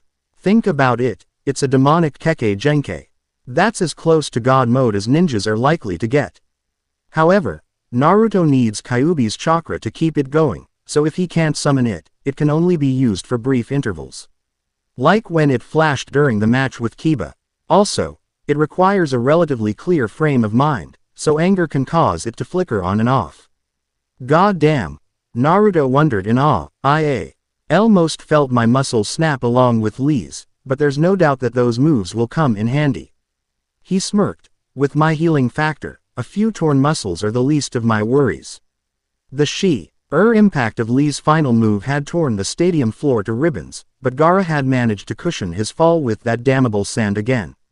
Naruto winced as he heard Lee's screams of pain, leaping into the ring scant seconds after the youth was disqualified, his hands already beginning the Cecils for the Shinrei Shujutsu. Gaara eyed the blonde cautiously, like a wild animal.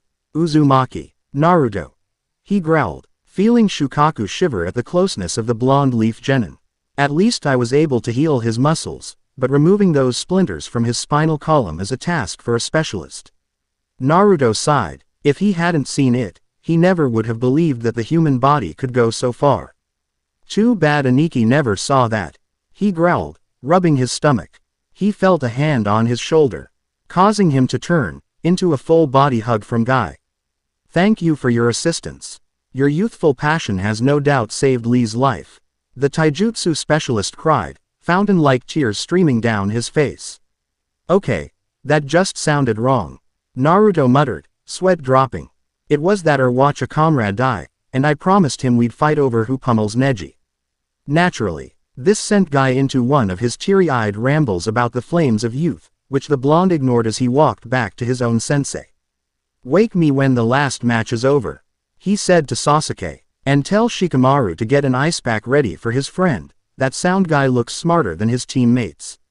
The matches ended, and the old man finally called the assorted genin to the stands. Staring at the paper in his hands, Naruto frowned. Drawing lots, he wondered, what does this prove?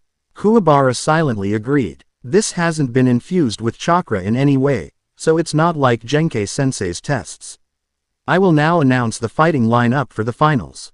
Sarutobi called out. Everyone stared at him in various degrees of shock. What the? The finals are simply fighting. Naruto yelled out. All right. Yusuke yelled, leaping in the air, Kuwabara beside him. One-on-one, that's a true man's way to fight. Kuwabara shouted, clenching his fist. That lanky kid's almost like Guy. Kakashi thought, sweat dropping, whilst the taijutsu specialist's eyes were aflame, spouting more flames of youth comments. The order of the fights will be as follows. Ibiki called out, holding out a piece of paper. Chunin Exam Finals. Round 1. Uzumaki Naruto vs Hyuga Neji. Round 2. Gaara vs Urameshi Yusuke. Round 3. Temari vs Jaganshi Hiei. Round 4. Uchiha Sasuke vs Kuwabara Kazuma. Round 5. Minamino Kurama vs Nara Shikamaru. Round 6. Aburame Shino vs Dosu Kinyuda. Naruto eyed Sasuke and frowned, nodding at the layout. Doesn't seem fair on you and the big guy. Even if you win, you enter the next round straight off the bat. Sasuke snorted. Life's never fair in any case. You now have a month's period of rest and training. Sarutobi called out. Use this time to familiarize yourself with your opponent's strengths and weaknesses. Shikamaru raised his hand, interested despite himself. You said this is a tournament. So there can only be one winner, right? He frowned. Does that mean only one of us can become a Chunin? The Hokage shook his head, smiling around his pipe. No, for the finals you'll be observed by many judges, including myself and the Kazekage, as well as the rulers and shinobi leaders of the various countries that may consider your village for jobs. He exhaled pipe smoke. Based on your performance, those judges will assign you an overall value, and the rank of Chunin is thus awarded. Temari interrupted. Are you saying it's possible that all of us could become Chunin? Kurama nodded. By that logic, he's also saying that none of us will become Chunin. Sarutobi smirked around his pipe. Well then, good work all. You're dismissed until a month from now. Naruto frowned in thought. My second round's either with the ghoul from Sand or that Rionin. I better do as much research on both as I can. He frowned at the red-headed Sand Nin, shivering slightly. Especially on what the hell that sand is, it's no ordinary jutsu. He looked at Sasuke, smirking.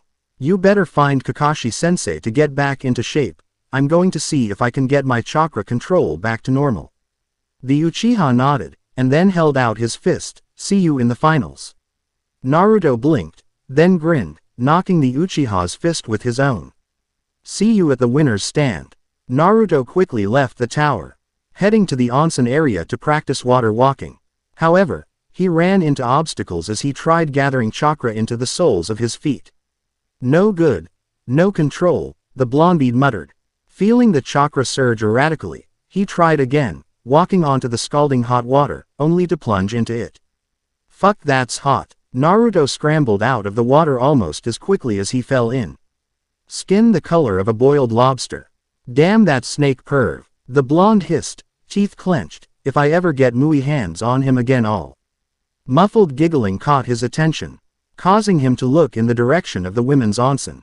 A large man with a veritable mane of white hair was peeping through the wooden wall, shamelessly giggling like the pervert he was. God damn it. Why does every adult I bump into turn out to be a weirdo or pervert? Naruto glared at the old man, though this guy seems to be both. Walking up behind the old lech, Naruto quietly drew in as much air as he could, before letting it all out, right in the man's ear. What are you doing spying on the women's bath, you pervert? The man leapt 10 feet into the air and fell into the onsen, amidst shrieks from the tenants, before exiting again, rather violently, through the wall. To this day, there is a large, Jiraiya-shaped dent in the wall opposite the onsen.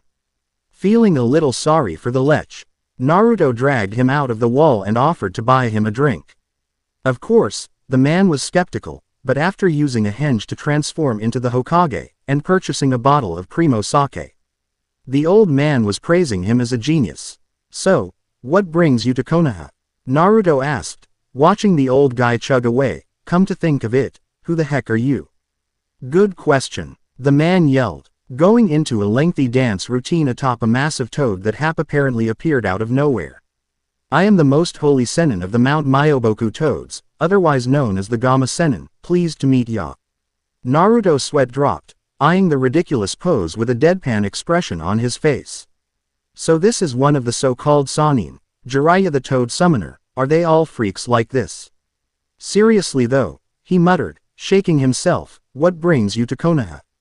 Jiraiya snorted, dismissing his summoned companion, and began searching through his robes. I'm a writer. I write novels. He whipped something out, like this one. Naruto stared flabbergasted at the very familiar orange cover of Ika Ika Paradise, Author's Special Edition. Ah, speak of the devil, I swore I'd kill this guy. He looked the Sennin up and down, analytically. From the looks of it, an Oroik no Jutsu and a few well-placed explosive tags would do it. So what about you? What are you up to, kid? Jiraiya asked. Training for the Chunin exams, or I would if some freaky snake perv hadn't done something to my ability to mold chakra. Naruto muttered. Jiraiya frowned, interested. Snake perv, what's Orochimaru doing here? He smirked, and I wonder what he'd say if someone other than me called him that. Shaking himself, the Toad Summoner frowned. What exactly did he do? Naruto shrugged, slammed his hand into my gut. I haven't been able to channel chakra normally since then.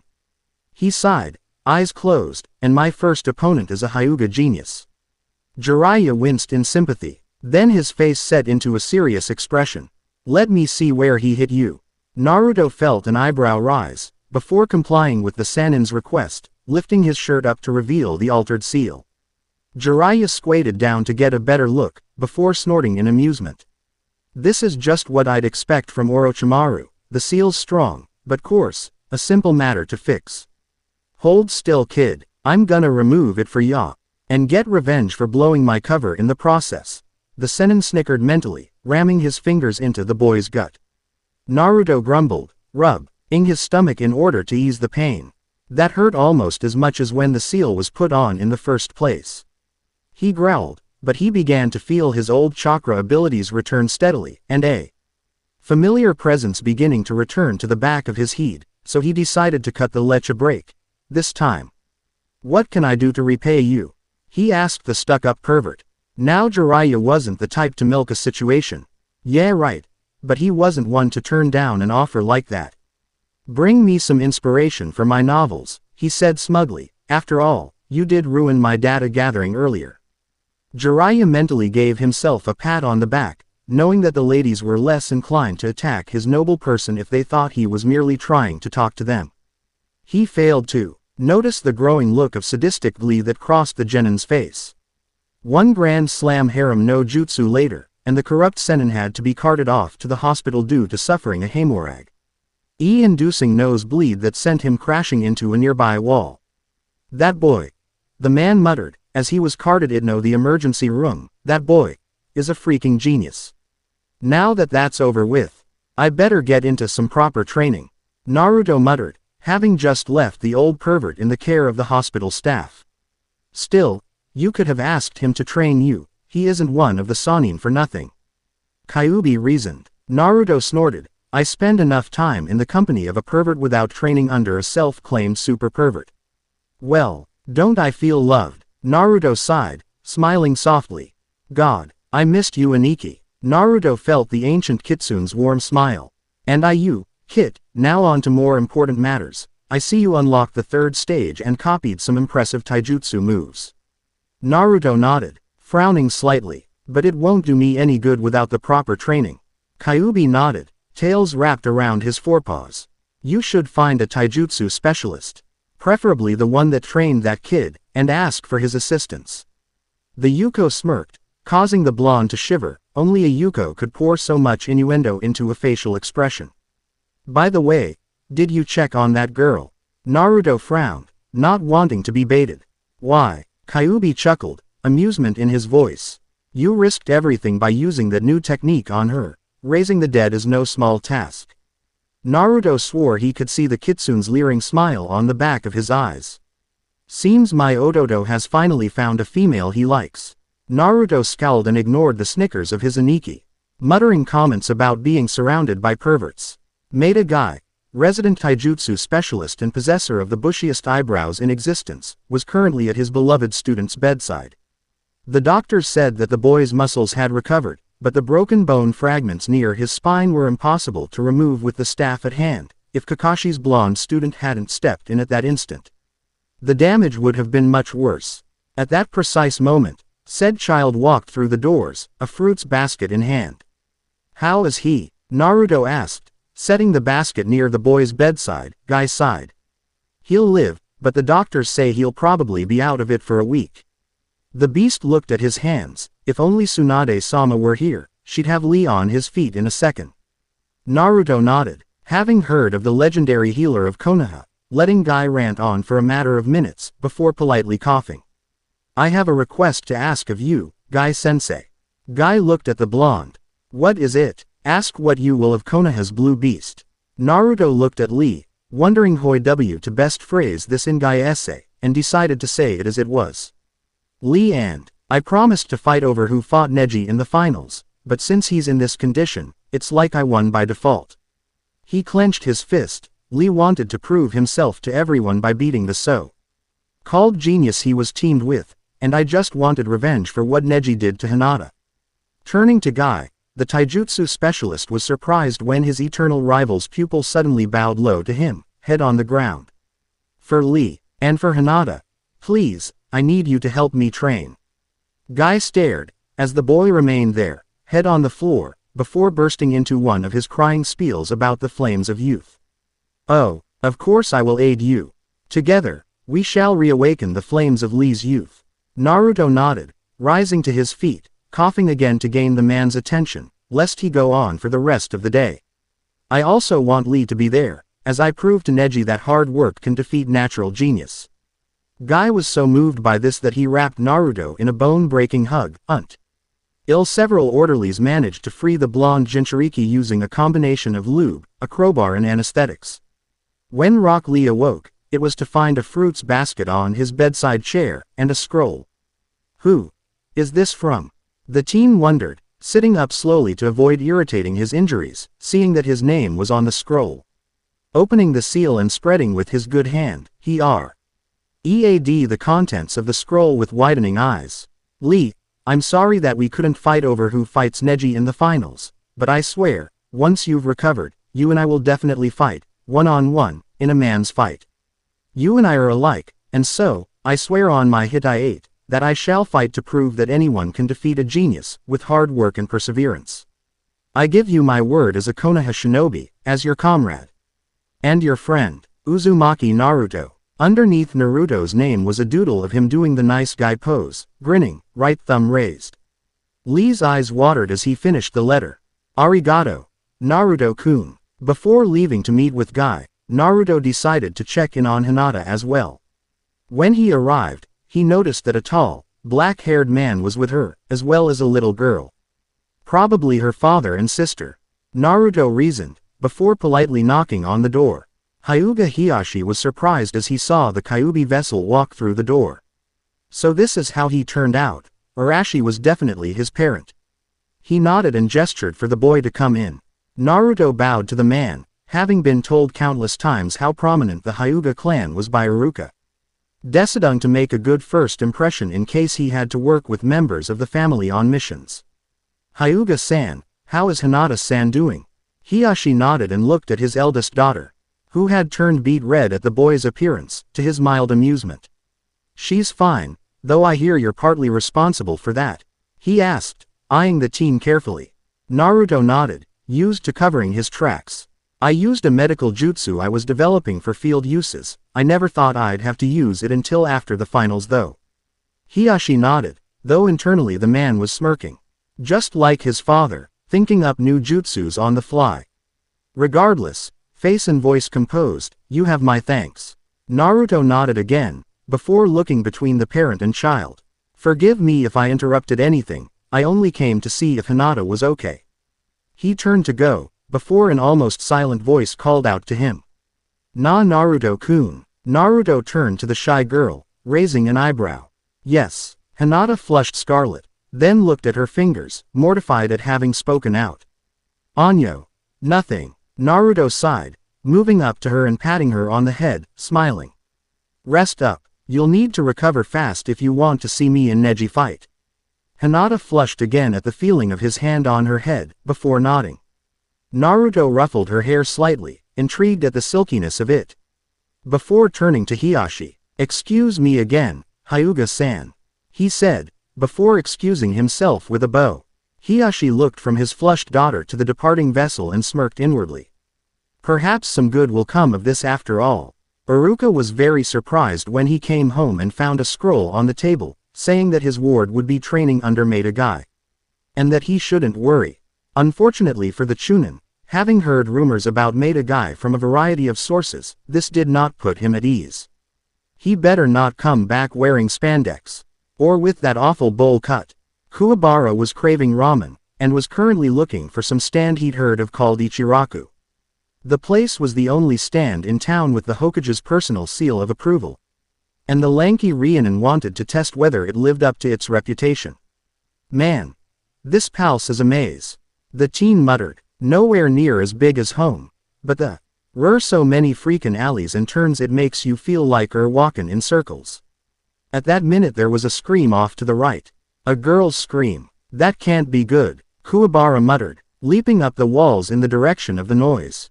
You guys sell that brat ramen here, Dontacha. A group of villagers had surrounded Ayame and old man Ichiraku, holding various implements, ranging from blunt to jagged. We told ya not to serve him.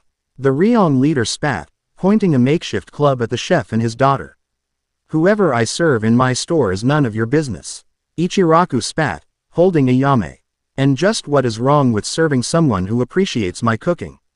The brat's a monster. Screw the Hokage's law. If we don't serve him, then maybe he'll just die.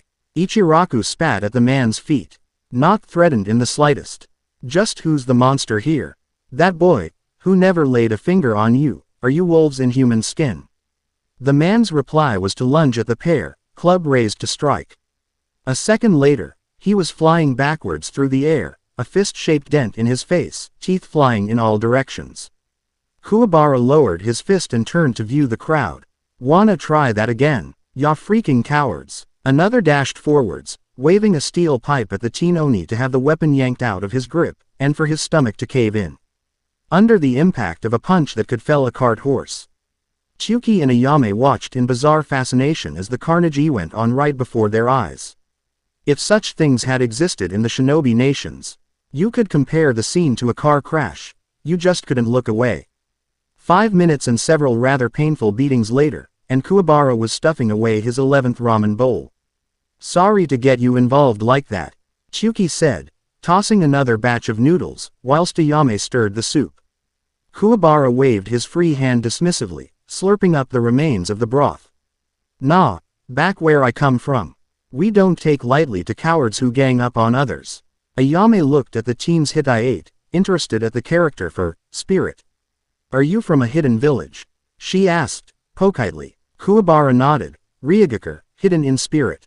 Chuki's eyebrows rose, intrigued. I overheard some villagers talking about you guys. You're in the Chunin exams, right? Kuwabara chuckled, scratching the back of his head, before his face grew serious. By the way, what was that all about? He gestured with his chopsticks at the pile of pummeled deadbeats just outside the door. Something tells me they weren't complaining about the staff. Ayame sighed, shaking her head. Naruto-kun, he's always being put down by everyone in the village, were probable. Why the only stores that actually serve him willingly? Chuki's face grew grim as he shook his head. Bastards, calling a child as pleasant as Naruto a monster. Why if it weren't for the Sandame's law-eyed? Kuwabara nodded, sensing that he may have inadvertently found a lead. Deciding to milk this source for as much as his wallet could afford, the lanky teen smiled at Ayame, ordering another bowl of ramen. Genkei scowled as the door to their apartment closed behind Kuwabara. You're late, she muttered, putting her book away, frowning at the teen. The lanky teen winced at the look and rubbed his head. He had spent a bit longer at the ramen stand than he'd intended, but the food had been that good. Sorry, sensei, but I may have found something. Genkei raised an eyebrow, intrigued. Kuwabara wasn't the brightest bulb around, but even in their native village of Ryugaku he was known to have the devil's own luck. If there was one thing Genkei had come to learn, it was that if Kuwabara thought he'd found something, it would most likely turn out to be the gold at the end of the rainbow. What did you learn? The elderly Junin asked, sitting back in her chair. Kuwabara nodded. The kid's name's Uzumaki Naruto. Everyone in town either fears him or hates him, except for a select few. He stretched. Turns out he was born on the night of the Kyuubi attack. And there's a whole bunch of taboos concerning him. Genkei raised an eyebrow. Taboos. Kuwabara's face grew sour, as if he'd just swallowed an onion smoothie, topped with lemon. Things like, despite official laws against harming him, not allowing him into stores, selling him the worst food and equipment. The teen snorted. I could go on, but then I'd really need to hit something, preferably some of the villagers around here. Genkei sighed, understanding the teen's sentiment. That rat Yondaime, why on earth did he seal Kyuubi into a child? Kuwabara snorted. If you'll excuse me sensei, I'm hidden sack. Genkei nodded, and was about to go back to reading her book, but was surprised when the teen placed a delivery box in front of her. It's a peace offering to apologize for being late. Genkei eyed the delivery box with mild interest. Ichiraku ramen, she muttered, looking up at the teen. Kuwabara nodded. The place is supposed to have the best ramen in town, he smirked. And they sure as hell live up to it. Genkei chuckled and waved the boy off to bed, snapping the chopsticks apart and digging in. That boy really does have a lot of surprises. Naruto panted, straining against the sheer magnitude of the weight he was carrying, before he lost his footing and fell face first into the ground. And Lee carried this stuff around all day. He wondered. I have a better appreciation for the guy now. Pulling himself to his feet again, Naruto proceeded with Guy's special training regimen. 500 laps around Konoha, followed by 1,000 sit-ups, 1,500 squats, 2,000 punches, and 2,500 kicks. All before dawn. I'll do this, for Lee, and for Hinata. I thought you hated everyone in this village. Kyuubi said humorously. Naruto snorted. Everyone but my special people, though I'll admit. I never expected them to go beyond 4 people. So tell me, Kit. The ancient fox said, oddly serious. Who exactly is it you have deemed worthy of protection? Naruto, not breaking his pace, thought back over everything that had happened, and everyone he knew. The Hokage, his silent benefactor since birth. Iruka, his surrogate brother. Old man Ichi, Raku and Ayame. The only two people kind to him in the whole village. Sasuke, his teammate and first friend. Kakashi, his perverted mentor. Zabuza, a cool, aloof, yet loyal friend. Haku, so much like him it almost hurt. Konohamaru and his friends, his loyal, subordinates, and self-claimed fans. Lee, someone else who got where he is through sheer determination. Hinata, Naruto frowned, visualizing the poor girl being thrashed by her so-called protector, and her own cousin no less. Neji will pay, I swore on it. Guy was shocked when Naruto not only finished the training course, a good hour before dawn, but asked the taijutsu specialist if he could double the weights the blonde used. Needless to say, the fact the teen repeated the request half a day later sent the poor Junin into raptures. Hyuga Hiyashi sat in his private study, staring at a picture of his wife as he finished some important documents. He kept flashing back to what Hinata said as she lay in the hospital, before Naruto arrived. Flashback, are you alright, daughter? He asked, looking her over with his Byakugan, just to be sure. Hinata nodded, weakly, still tired. Hi, Otu-sama. Hiyashi nodded. I heard you lost to Neji in the preliminaries. Don't feel ashamed, he is called the greatest genius in our family for a reason, you know. Hinata nodded, looking up at the ceiling, causing Hiyashi to frown. Is something the matter, Hinata? The shy heiress shook her head against the pillow, a look of confused contentment on her face. When I blacked out, there was this light, a woman's voice called out. Closing her eyes and sighing, Hinata smiled softly. It was Ka-san's voice. She kept calling my name. Then there was a flash of red, and I was in Naruto-kun's arms. The girl flushed at this, looking away from her father and sister. Hanabi looked at her sister in confusion. Ka-san. End flashback. Hiyashi couldn't help but ponder at this little dilemma, but one thing had become certain. Ever since that fight at the tower, Hinata had begun to become a lot more self-confident, rarely stuttering unless the blonde Genin's name was mentioned. As a father, I feel I owe is boy my support in the upcoming exams. The man sighed, shaking his head at the irony. But as the head of the Hyuga family, I cannot be seen supporting my nephew's opponent. Finishing the last of the documents, Hiyashi sighed and stood, moving towards his room. I am sorry Arashi, but family must come first, no matter the issue. Well now, isn't this an interesting new wrinkle? Will Naruto master the Goken Ryu? Will Hinata actually find the nerve to express her feelings? Just what's happening to our beloved Hyuga heiress? And why the heck are all my sentences ending in the end? Remember to subscribe and like this video.